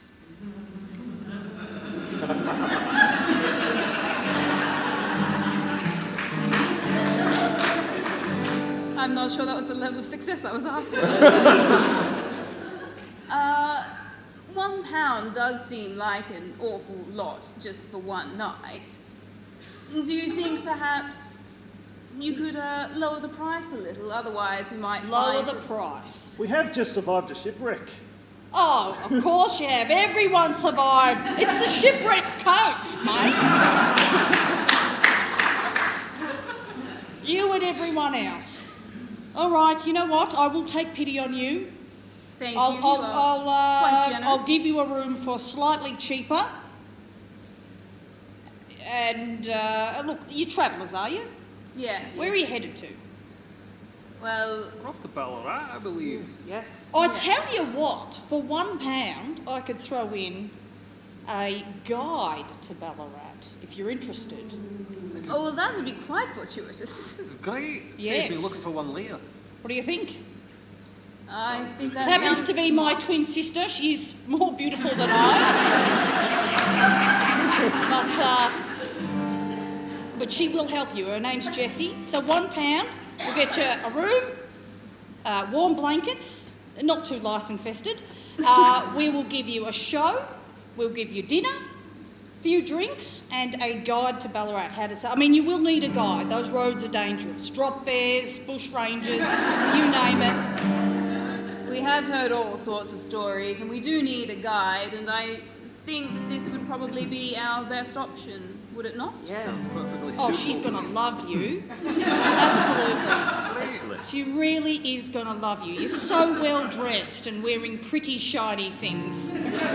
Covered in bilge water, but yes. Can I get you drinks? Certainly. What would you I'll like? have a shipwreck in the storm, please. That's a fancy cocktail you brought from London. Oh, all right, I'll get you glasses. What would you like? Whiskey. Whiskey? Oh, the jasmine tea, please. Jasmine and tea? A sherry, if you please. Sherry? Look, after 6 weeks you'd think I'd be sick of it, but I've actually taken a liking to rum. Rum, right. 5 waters it is. Look, I'll go and get those waters and you can discuss gameplay, so to speak. All right. Excellent. So the bartender heads off to get your drinks and organise your accommodations. Eventually you are sent up to your rooms and you can head up there if you wish and go to sleep for the night. Or you can stay in the bar and... I think Yes, I I think also like- Josephine was just having a bit of fun there with you on that regard. Who's this bloke? Who? Part of your party? I have no idea who you're talking about. He's not staying in the room because that price is going to go up, you know. He you follows are. us around all the time. Talk to us and talk and talk. He sounds like a talker. We Would you do like not to stay in the know bar who- or would you like to go to your rooms? I think perhaps I'll stay in the bar and perhaps eavesdrop on conversation. Very good. You don't hear anything too interesting. A lot of people talking about where they're headed. Most are going to a gold field somewhere or other. Most people here are interested in the gold of this colony. There is a great deal of it. There's other work around, but it's gold. It's gold, it's gold, it's gold.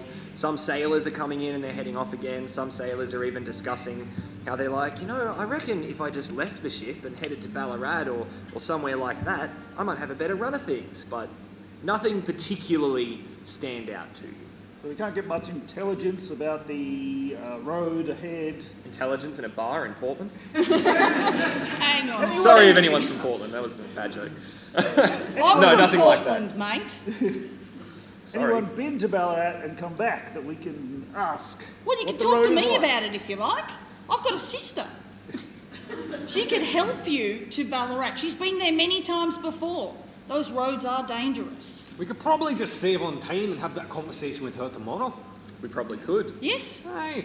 Very Yes, good. oh, she's a talker too. Okay. And beautiful. Very beautiful. Very good. Okay, so we have I'll all leave you to it. had our night. We've stayed in the bar and listened in for a bit, had a few drinks, had a good meal. Another good meal today, which is just great for you guys after 6 weeks of terrible, bad meals. You eventually go to bed. Your rooms are fairly small, but they are comfortable. You are sharing a bed in your room, but that's very common for the time. Fairly stiff beds, but much better than a hammock constantly moving with the ship over the last few weeks. So you basically lie yourselves down, you put your heads on the pillows, and you immediately go to sleep. In the morning, you wake up, you dress yourselves, you collect your belongings. Presumably you do all of those things. I'm not going to force you to, but let's just say for the sake of brevity you did. You come down the stairs into the bar. Now, the bartender, Josephine, is not here anymore. The bar's not operating too well in the morning. A few really sort of salted-on sailors sitting there already drinking their breakfast. But there's a different bartender working. And instead of Josephine, you see someone who looks a great deal like her, who comes over and introduces herself as... And more beautiful. And more beautiful than Josephine. Of course. You must be Jessie. Yes, I am. I'm Jessie, yes. You must have met my sister Josephine. Yes. Not as beautiful as I. No, she is not as pretty. No, thank you. You're not the first to say that, and I suspect you won't be the last. Now, she has told me that you need help to get to... It's Ballarat, is it? Yes. Yes. There's heaps more gold in Ballarat. Heaps not being a word we used back then, but I'm creating it. Plenty more gold in Ballarat. Is that because they are in a heap of gold? Great minds and stuff. Yeah, something like that. Yeah. Oh, good. All right. But you're right, we're absolutely trying to make our way to Ballarat. Wonderful. right. Well, I can help you there. I suppose we need some horses. Do we have Can you horses? afford horses? You I cannot afford do horses. not think we can. You might be able to afford, with your pooled resources at this time, a donkey or a mule. to help We'll carry your have belongings. access to Daddy's money via the bank just down the road. You want to head into the bank and try to get a bit more money for some horses? Aye. All right. Okay, well, we'll do that in a moment. Let's finish this interaction. We'll do that next. So you want to go and see if you can buy some Well, things horses? I think we need are horses. I mean, you come with weapons, don't you? Yep. So you're the only one with a gun, noted. Right, how good a shot are you? Not bad. I see, you're going to need that gun. I mean, there are some shifty types out there on the road to Ballarat. There were shifty types on the ship. We've already encountered them. Well, it is Portland anyway. So we need probably food, some rations. We need some, I would probably get us some horses. I could do that. I can organise that for you. You've got a weapon. I think that's all we need. How long are we talking? This journey. Oh, the road to Ballarat about a 3 or 4 from Portland, 30 days. 30 days. On Yeah, it's a horseback. 30-day walk. On horseback? Well, how many horses do you want? Oh, no, You so it's each 30 want a days horse. That's going to cost you. All right, I'll tell you what. We could probably run those horses into the ground 4 days tops to Ballarat. Can somebody please roll intelligence?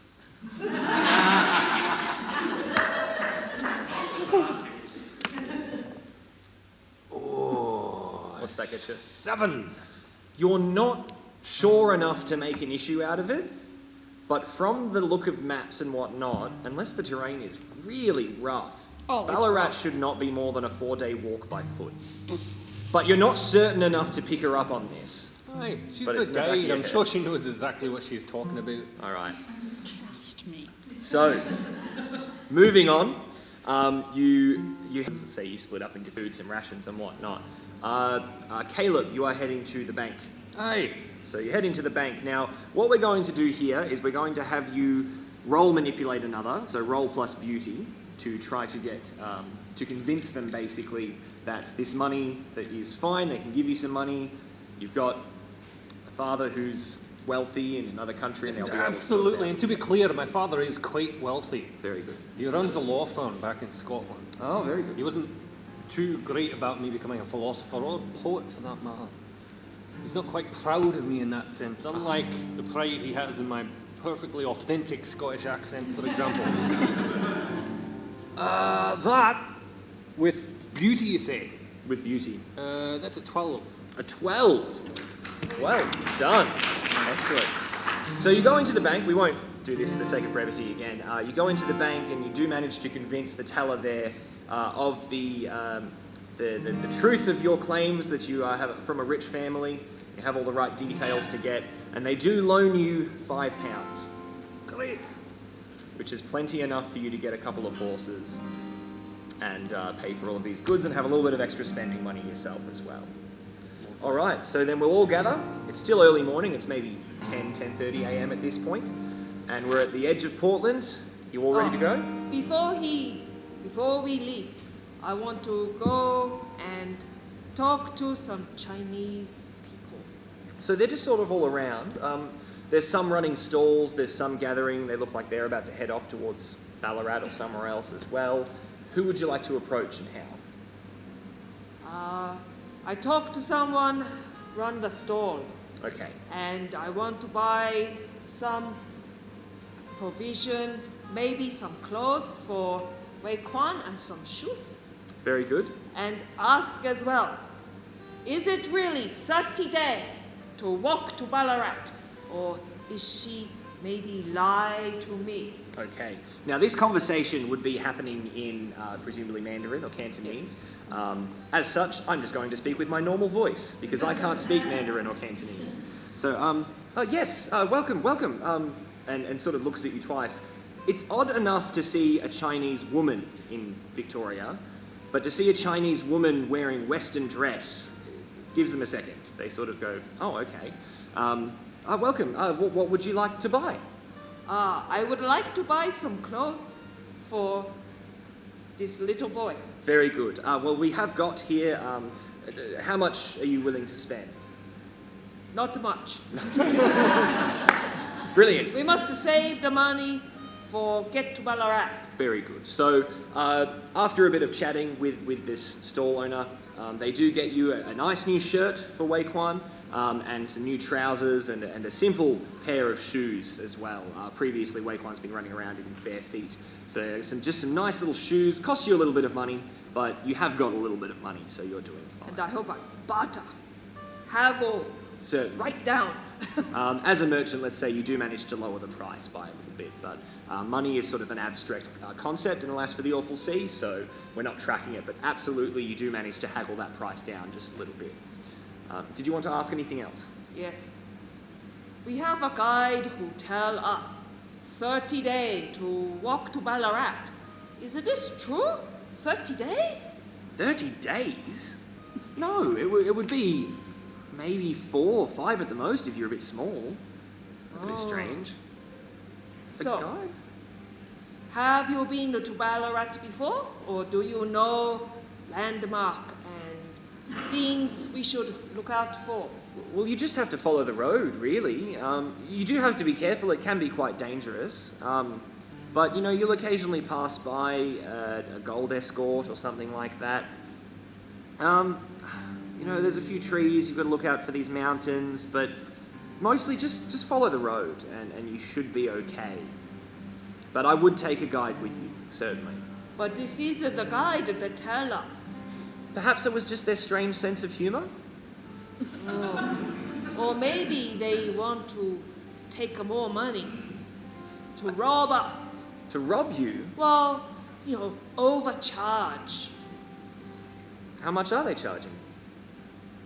Well, this is from the commercial inn. It's part of a deal where we get room and board for the night and a guide to take us to Ballarat. And it cost you how much? £1. That sounds fairly reasonable. Okay, but I am very worried about this long trip she say it take. Well, just stay on your guard, and you Okay. may see some of our people on the way there themselves. Maybe you could join in with them.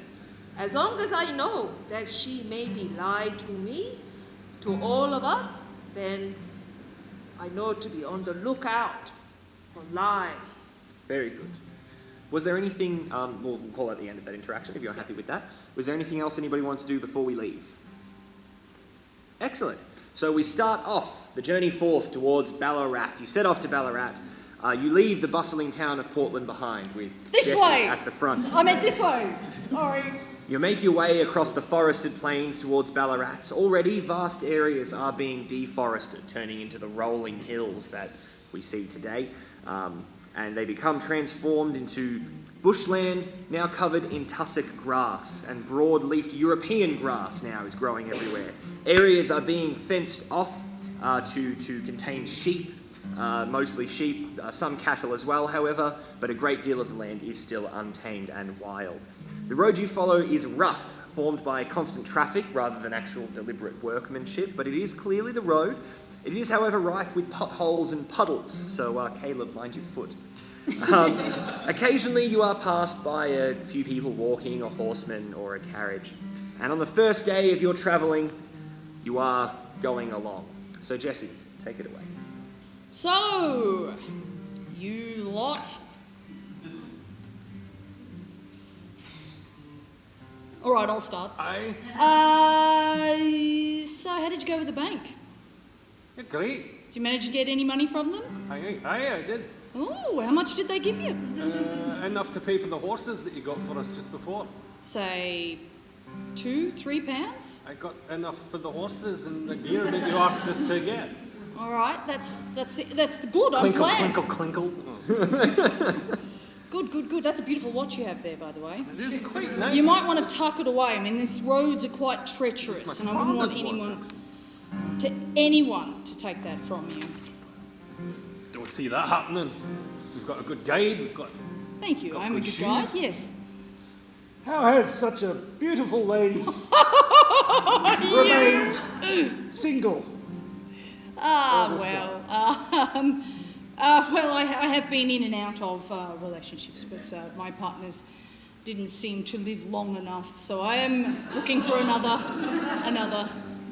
I know your pain there, Mum. I too have quite recently lost my poor husband, and all I have left of him is a lock of hair in my locket. It's a beautiful locket there. It is, yes. Is that gold? Brass, I No. think, wasn't it? Looks a bit like tarnished gold to me. No. Or is it Wood, brass? wood. May Wood. I have a closer look? A wooden chain, that's a dress. No, you may not. It's quite a personal item. Oh, fair enough. We've all got personal items. Quite expensive personal items. Every single one of us actually has. Are they now? It's quite strange, really, isn't it? It's expensive, you reckon? No? What kind of items have you brought from your homeland? Oh, No reason? well, I have a jade necklace. Jade! That's some kind of precious stone, isn't it? Oh, some say it very precious, but it precious to me. I bet it Even though it very, very old. it means a lot to you, and it's probably worth a lot of money. That's all I need to know. Oh, See, unlike these others, I am very poor and have relied on their charity, so... Really? What are Yes. you talking about? You got that shiny medallion thing around your neck, don't you? Ooh! Have you now? Give us a look no, at it. no. Shiny medallion. We all like to see it, wouldn't we? Yes. All right, now this is going to be an interesting moment.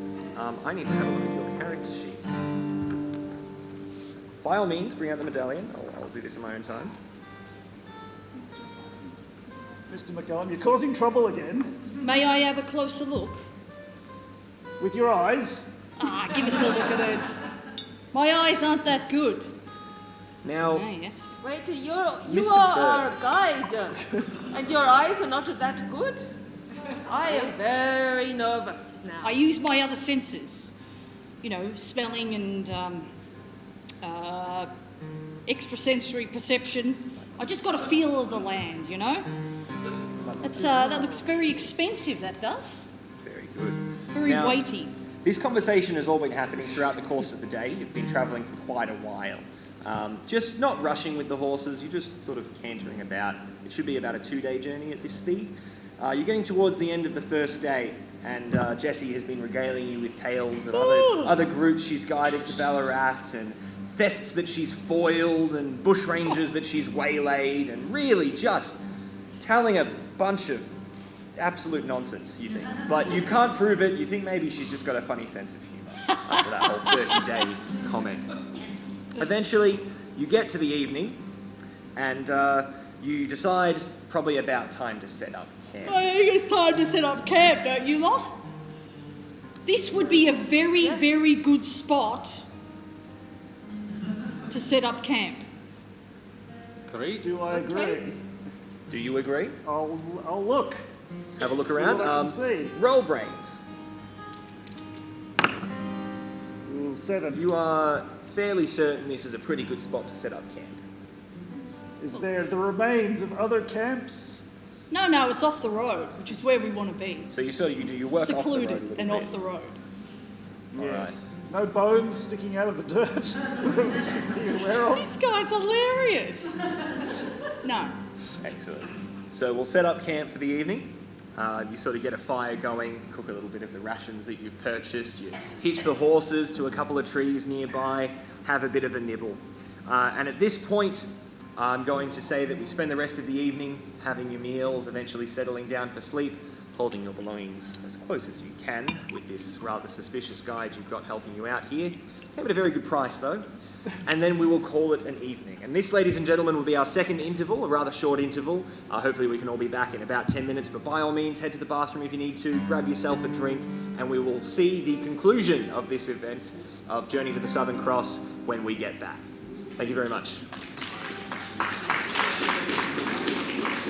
We're all robbed and killed and put in a ditch. We'll see. I'm just going to go check the time, because I think we're running out of Actually, speaking of, this will be accurate time. Oh, would it? What does it say?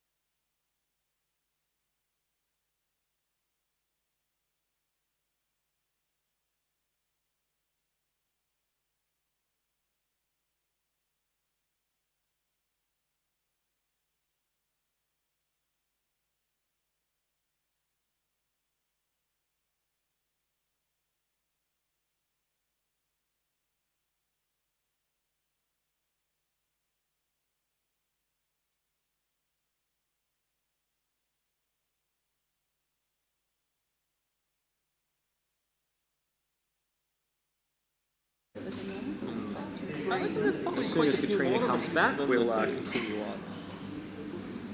There we go. Now, just to the side. Yep. Yep. Grand. Okay, ladies and gentlemen, welcome back. The party have camped for the night with Jesse, the guide, and they have woken up perfectly fine. All of their belongings still in their possession. They're doing great. They collect all their things, they pack up the tent, and they continue on towards Ballarat. And at this point, I'll hand over to the guide, Jesse. We packed up the tent. I don't know what you were doing. All right. What was that? Scouting. Scouting. Oh, yeah. Very good. Not sus at all. All right. Ballarat is in... We'll continue down the road, yes? Excellent. Wonderful. So you continue down the road for a couple of hours. As you do, you eventually see that a coach starts coming towards you, actually, from around a bend, around behind some bushes. And you see the coach is actually led by a mounted trooper in his blue uniform, holding a two-band musket sort of slung over his shoulder. On the coach itself, there is the driver, and riding shotgun is another trooper, also holding a two-band musket. And bringing up the rear, another 2 horses, both with troopers aboard, astride. I keep saying aboard horses, ridiculous. Both with troopers astride, also with 2-band muskets slung over their shoulders. It's a fairly impressive display, and they pass by you. They don't really take any notice of you. They maybe give you a bit of a glaring look and then continue straight on past. What on earth is all that for? Yes, Jessie. What do they do? Oh, well, you can be sure that they're probably carrying something quite expensive. They've probably got gold bullion in that carriage. I mean, if they've got a couple of troopers at the front, and we're, you know, on this stretch of road where there's gold, there's bound to be, well, thieves. So Sounds like quite a dangerous job it they is have. a very dangerous job. You want to be armed to the teeth on this stretch. I'm glad it's only us 2 that have weapons. I have a knife hidden on my person somewhere. Well, that's good information to know. So you continue on for another couple of hours, and you start getting to sort of a very shady area where the road kind of pins in a little bit. You think you could only just get a coach through here. Your horses have to slow down, the shrubbery sort of coming through. So, good place for an ambush, is what you're saying. Didn't say anything. Would Jessie like to say something? Actually, I think we should just hold up for a moment. I'm actually going to get off my horse. I'm just going to walk into just ahead a little bit and see if I can hear anything. I mean, we can only fit one at a time, and I wouldn't want us to be ambushed, all right? All right. Somebody roll brains, please. Or no, roll beyond. Somebody roll beyond.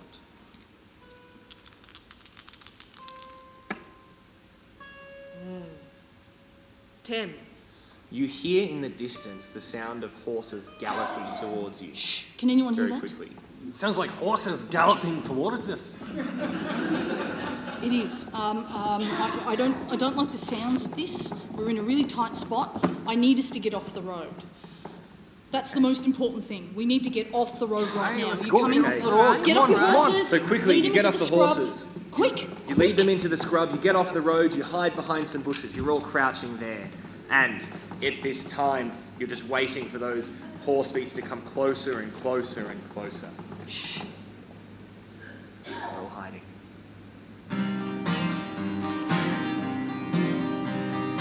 All about old Frank Gardner with a devil in his eye. He says we work before us, lads, we'll either do or die. So blacken out your faces before the dead of night, and it's over by you, Gower rocks will either fall or fight. You can sing of Johnny Gilbert, Dan Morgan or Ben Hall, but bold and reckless Gardner is the one to beat them all. We'll take the orange escort with powder and with ball. We'll shoot the coach to pieces and we'll make the peelers fall. We'll take the diggers' money, we'll collar all their gold. So mind you guns are killers now, my comrades children know. You can sing of Johnny Gilbert, Dan Morgan or Ben Hall, but the bold reckless Gardner is the one to beat them all.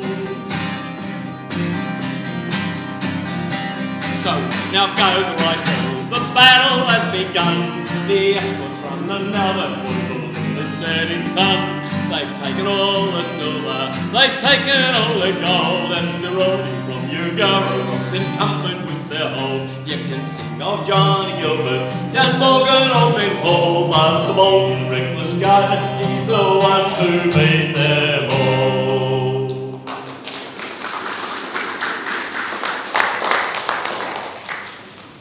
The horse is galloping, slowed down. It's getting closer, closer, slowing right down, seeming to stop right at the road, as if it knew exactly where to stop. And then all of a sudden,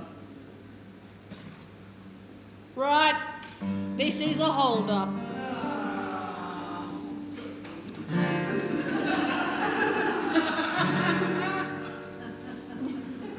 Well, you know what to do.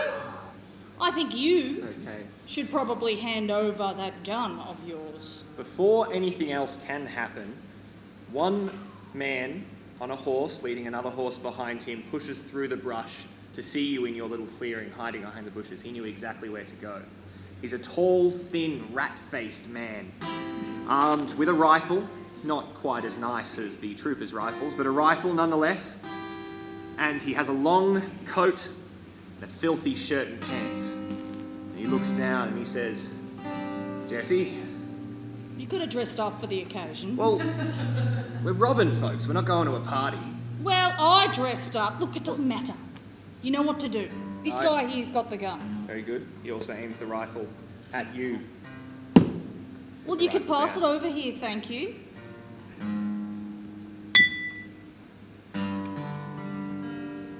Now, does anyone else have any other weapons? This knife.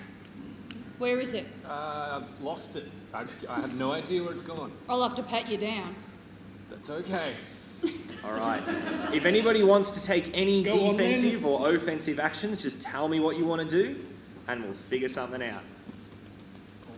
Right, he's clean. Do you want While to do that? Sure. All right. What were you going to do as well?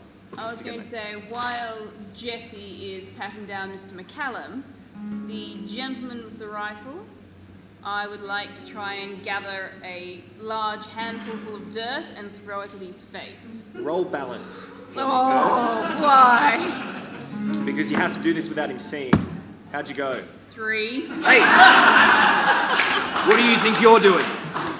What are you doing? Well, while she was patting him down, while she didn't have the gun on anybody, I'm going to stab him. So he's on a horse, so you're Oh, going to run okay. up to him and stab him where? In the Sure. leg? All right. Now these are the combat rules, which I don't know very well off by heart, so I'm just going to check the In rule a nice book. big vein in his leg. Yes, very nice, pretty book, by the way. So what we're doing is combat. You are rolling 1 against 1. The non-player character will always deal points of harm, so you will be hurt in this encounter. Can I use my better off alone thing since I've charged in? Let's have a look. When you reject the help of others, roll plus brawn. Yes, roll plus brawn, please. Ooh, You roll 12. really, really well. So you get to choose 2 out of this sheet. Tell me what happens. you gain the element of surprise as one of them. That sounds good. Excellent. And the other? And I'm deadly as hell. Which means what? Deal +1 harm. All right. So now we roll the combat and you'll consider those things in your work. So roll plus brawn and I'll tell you what we need to do. Ooh, 11. Okay. This is all playing out in slow motion, This isn't is it? all playing out in slow motion. So, you stab him. You stab him. The man's name is Jack, by the way. You stab him in the leg and drag him off the horse. As he starts to fall, he reaches down and he wallops you in the head and you fall down to the ground with him. But your knife is very firmly in his leg as you fall. He's going to die. You did really well with those rolls. Nice. How do you want to do it? Take Take a point of harm, by the way, Yeah. before you forget. Basically slice the leg open so that he's going to bleed a lot. All right. Jack! Just leave him. No! Grab his gun. All right, so you've got the gun back. Excellent. Now, All right. Caleb's going to try inspired by the sheer brutality going on before me, Caleb's going to try and grab the gun off of Jessie. All right. Beautiful as she is, she really shouldn't be holding it. Now, you have two options. You can act with force, trying to get a hold of the gun, or you can simply make an attack on Jessie using your knife. I'm gonna act with force. Why not just All do right. something that's not going to make Roll any plus sense at all? brawn and see how you go. Let's go. Plus brawn of 0. That's a 7. A 7. Okay. So, you suffer little harm, so we'll say you don't take any harm in this encounter, and you take definite hold of it. So you take the gun right off of Jessie. Well, crap. All right. I got a gun! This is not how I thought the game would play out. Neither. This is grand. So, Jack is bleeding out on the ground from his leg. Jessie is at gunpoint. I'm a bloody poet! Stay right there. Don't move. Let's see what Jessie's got in her bag. I have nothing on me except these pearl earrings. In all of the kerfuffle, I should say, the horses have become spooked and run away. Oh.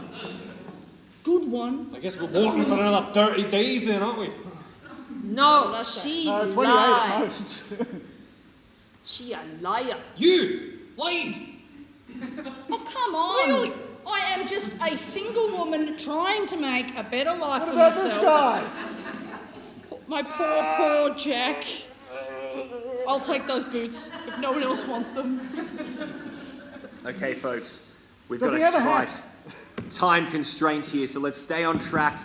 What are we going to do with Jessie the bushranger? Can I put my arms down? No. Alright. You lot are cruel and mean. Hey. Well, if we bring her with us, we might be obliged to feed her, and I'd rather not spare the rations on someone so... Who knows how many others she's tricked and robbed and killed? We must take her to justice. To the police. The troopers that rode past before. They're out The of your troopers reach. are on They'd horseback, be we're in on Portland foot. by now. Probably very nearly to Portland by now.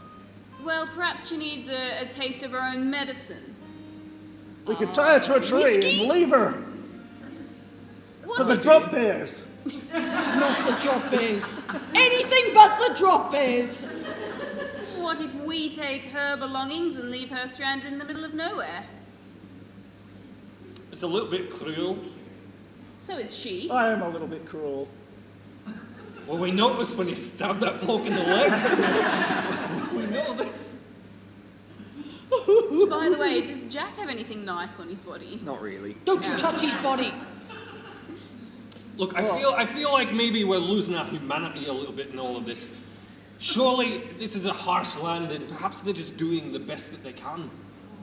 What they need to, Just like a right? poet. We're all human. We've all done things we Keep pointing regret. the gun at her, please. Should we hug it out? We're not hugging. Just stay right there. No, I say we take her earrings and anything else she's got and leave her tied to a tree and go about our way. Okay, folks, we're going to have to come to an agreement here. What's done with Jessie the bushranger? Do you want to tie her up and leave her here and take her belongings? Tie her up and leave her here, but leave her with her belongings? Kill her, or take her to Ballarat? I'm not going to kill her in cold blood. She's a lady. And a beautiful one at that. So what would we like to do? What? I vote we take her belongings and leave her. Do unto others as you would have done unto yourself. Ugh. I think that's a great idea. Do you think that's is that the vote? Is that what we're doing? No, I say we tie her up and take her with us for justice. How many other people she do this to? She needs to hang.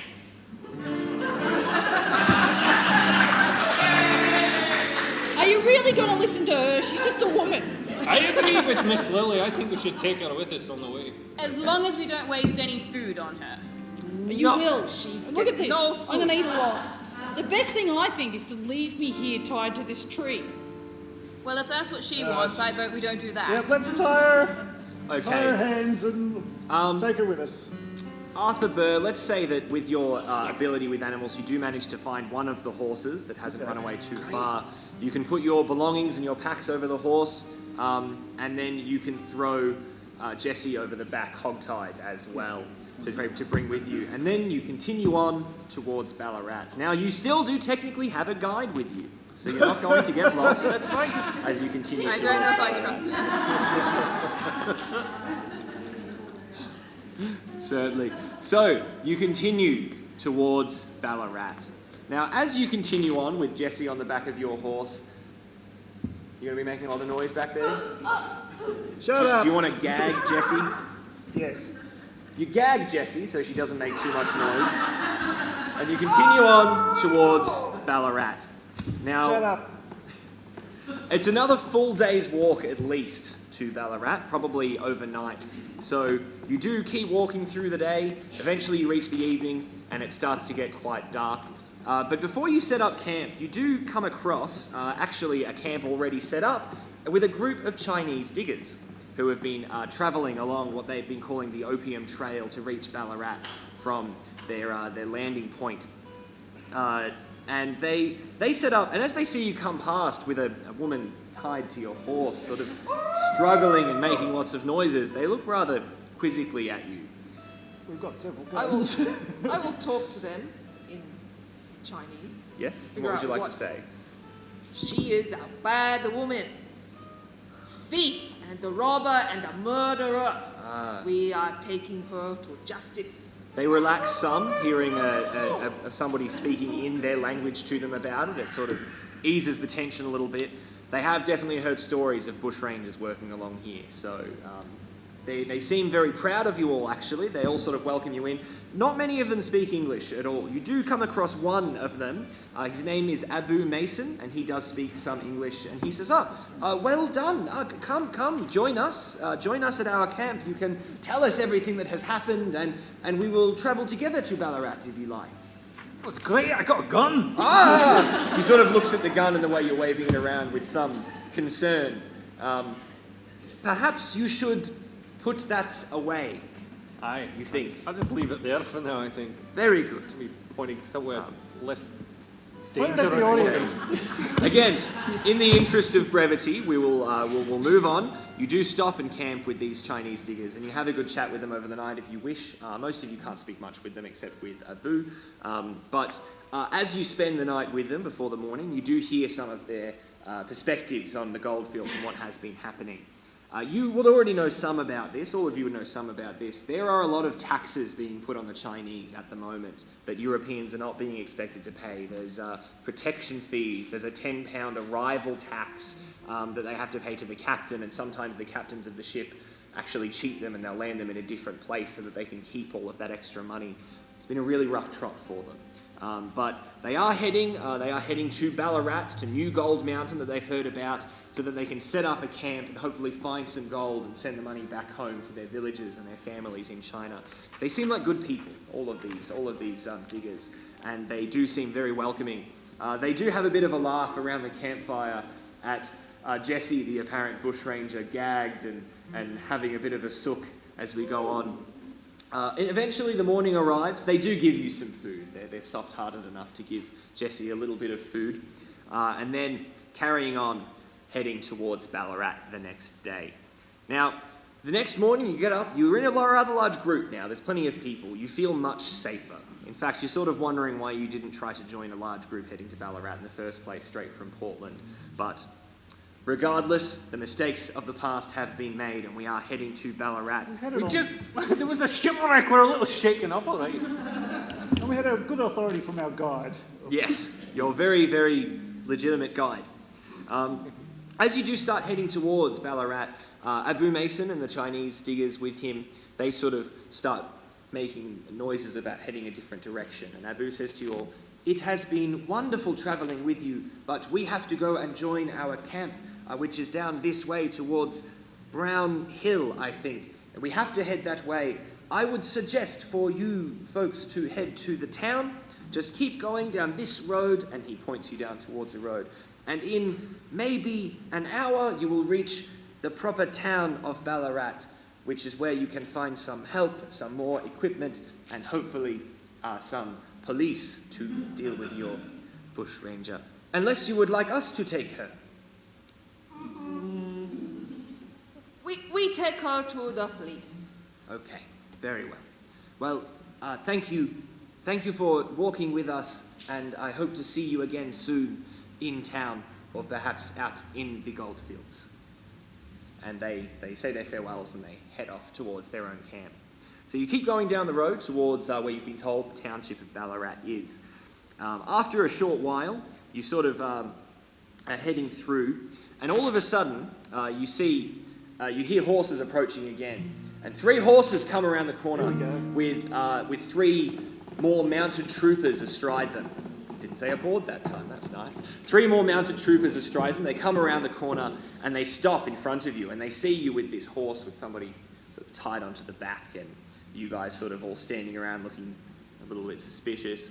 And one of the troopers actually stops the 2 men with him, and he dismounts his horse and walks over to you, and he says, "Well, then, what have we got here?"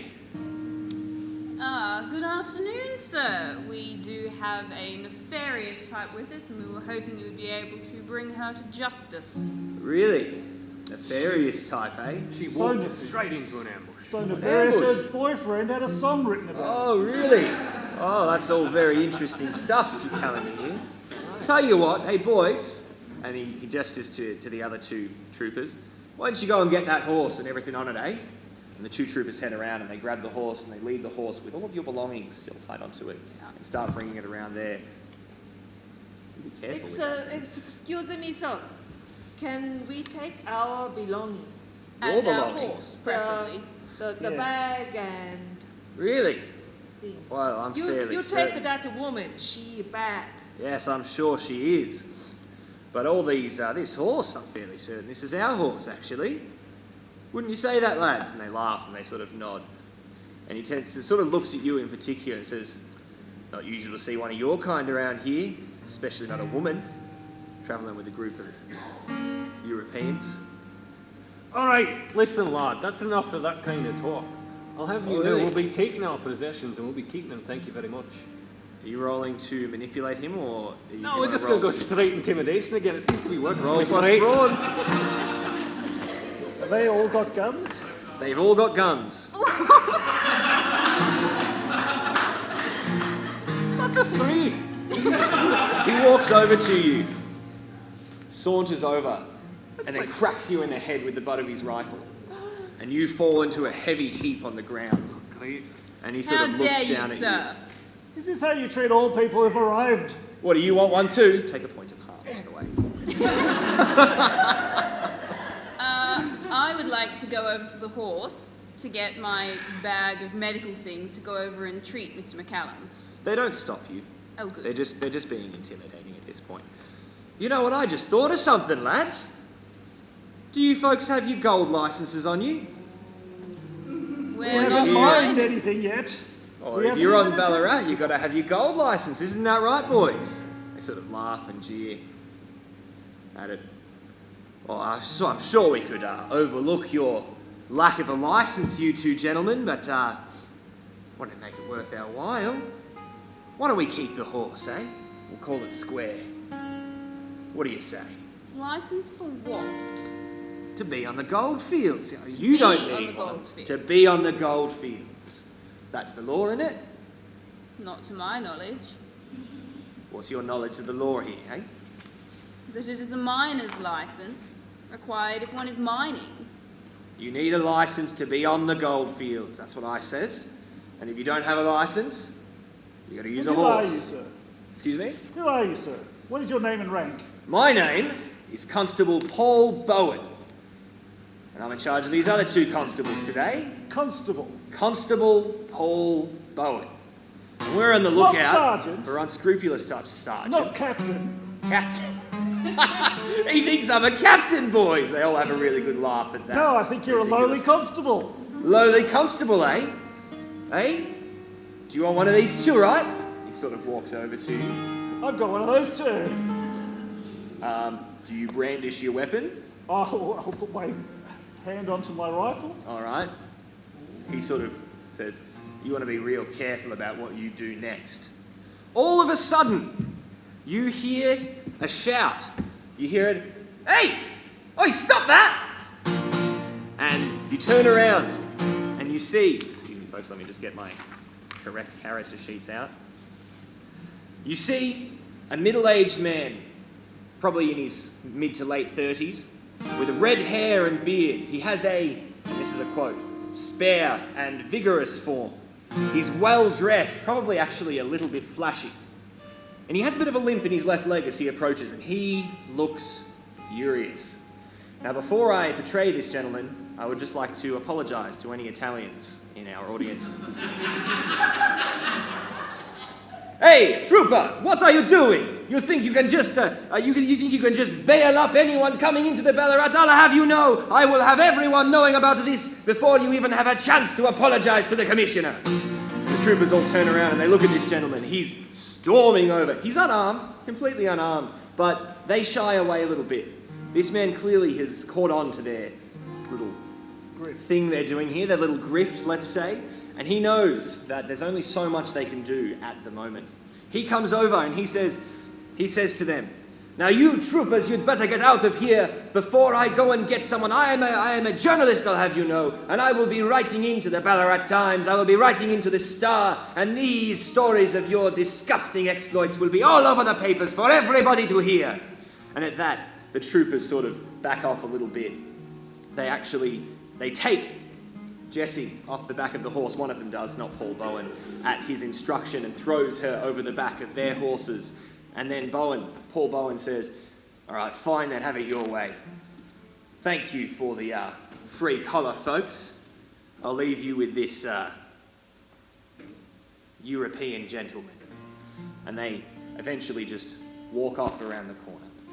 The Italian man that's just come and saved your hide and your what little belongings you had left, he comes over and he says, I'm so sorry that you had to go through this just as you first arrived to Ballarat. This should be a good place for people to come and all be together in a new society. But unfortunately, the local government and the police do not allow this to happen. I'm sorry, so rude of me. My name is Raffaele Carboni. Raffaele Carboni, yes. I am a miner, an adventurer, and an academic, and, if I may say so myself, somewhat of a revolutionary. Thank you. And ladies, lovely to meet you as well, Mr. Carboni. Good day, lovely to see you all. And may I know all of your names? Hi, Caleb McCullum. Mr. McCallum, lovely. I am Mrs. Wendell. Mrs. Wendell, excellent to make your acquaintance. I am a Hong Chun-Hua, but call me Lily. Thank you, I will do that. And you, sir? Arthur Burr. Arthur Burr, lovely to meet you all. Thank you so much. I am so sorry. Please allow me to escort you into the town proper. It's now gotten pretty well into the evening. The sun has gone down. It is getting dark. There's still a bit of, the moon is fairly bright. There's a bit of starlight, so you can see your way through the streets, for the road, I should say. You're heading up a hill, up towards a hill, and as you are, Mr. Carboni is just talking to you about everything that has been happening. These unjust license hunts, the violence in the streets, the corrupt police that he describes rather colourfully, actually, with some very colourful language that I won't repeat at this table. And he talks about how we have no vote, we have no representation. We are expected to pay all of these taxes and the miners' licenses and the bribes, but we have no support in the government. Now, we have organised meetings. At first, I went to them for the fun of it, but I'm telling you, it is becoming more and more serious. Eventually, the shoe began to pinch my foot, as it were, and I could not ignore it anymore. There are rumblings of something more serious than meetings happening here in Ballarat. You mark my words, before this year is through, something will happen. You mark my words. We tried peacefully protesting, but what that got us? The butt of the trooper's rifle. It got us in jail. It got us paying fines, more harassment, more violence. We are being slowly crushed under the boot heel of oppression. I'm sorry that this is the Ballarat that you have found yourself at, but It is quite simply the truth. You are all looking to find gold, or perhaps start businesses. He looks at the more well-dressed among you. Yes, started a business. Yes, well, don't worry, when we get in... he's British now. When we get into a town, I can show you, I can introduce you to friends of mine who can help you run your business. You, sir, are you a banker, perhaps? I'm a philosopher, actually. A philosopher! Aye. Excellent. Bene, I would love to pick your brain about a few things. And he becomes very intent on talking philosophy and academia with Mr. McCallum as you reach the top of this hill. However, as you reach the top of the hill, you reach the top of the hill, sorry, and Carboni actually tells you a couple of other things. He says, just recently, the other day, one of our own, a miner by the name of James Scobie, he was murdered in cold blood. He was coming by to get something to drink, I am sure, and the barkeep Bentley, the publican of the Eureka Hotel, he beat him to death with a shovel or a pick, a mining implement of some sort. Now, the inquest, the court case, it was rushed. These rich types, they look after their own. It was rushed, and you could tell that despite an ironclad case, Bentley was acquitted. Not enough evidence. Ridiculous. The man's skull was smashed with an axe, the same one I am sure we would find in the Eureka Hotel if the troopers did their jobs rather than seeking bribes. The judges, the troopers, they are in their pockets and there is nothing we can do about it. Now, as you reach the top of the hill, can I have somebody please roll either brains or beyond? Are we rolling brains or beyond? Beyond. 10. 10, very good. As you reach the top of the hill, you do notice an orange glow on the horizon at the top of the hill, which you sort of point out to everybody else, and they sort of hurry up to the top of the hill. And when they reach the top of the hill, next page, folks. When you reach the top of the hill, you see the town of Ballarat. But more importantly, you see a great billow of smoke rising from a burning building in the centre of the area, surrounded by a surging mass of rioters, all bearing makeshift weapons, torches, clenched fists, farming and mining implements. They roar around the burning fire of the Eureka Hotel. A number of troopers are standing nearby at the outskirts with their truncheons and carbines and trying to keep their horses calm, but they know better than to get involved in this absolute riot of angry miners as they destroy the hotel and feed the flames. The horses are nervous, they draw away from the crowds, and the sound of the horses and the mounted troopers shouting, barking orders, whinnying, being terrified, the shouting of the miners grows louder and louder as you watch closer and closer. And this is clearly the beginning of something far greater than any of you expected when you came here on your own personal journeys to the town of Ballarat. And that, ladies and gentlemen, is where we will end our story for today. This has been Journey to the Southern Cross. A big thank you to all of you for coming, and of course to our players. A thank you to our sponsors, Guf Games and also Sovereign Hill, who provided our costumes for today's performance. Thank you to David Waldron for putting all of this together, and to all of the BMI staff as well for organising this and having us in this wonderful space. Thank you as well to Kiralee, Colin, Martin and Peggy. And finally, a very big thanks to Bruce, our musician, who will be playing us out. Thank you very much. Be sure to come have a chat with us afterwards. Have a lovely evening. Grab another drink. The bar is still open. And Bruce, if you'd be so kind as to play us out today.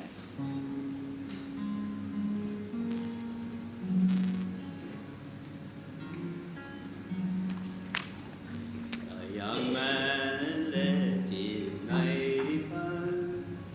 The work was hard at home, and to Australia's sunny land he crossed the briny foam.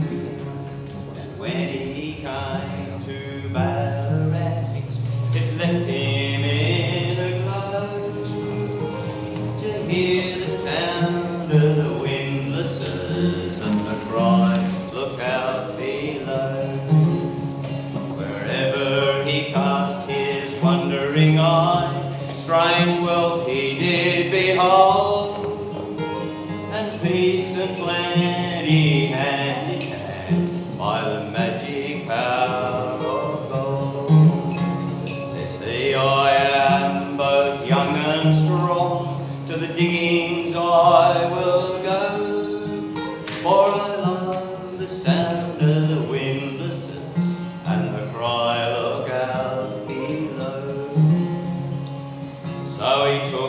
place among the rest.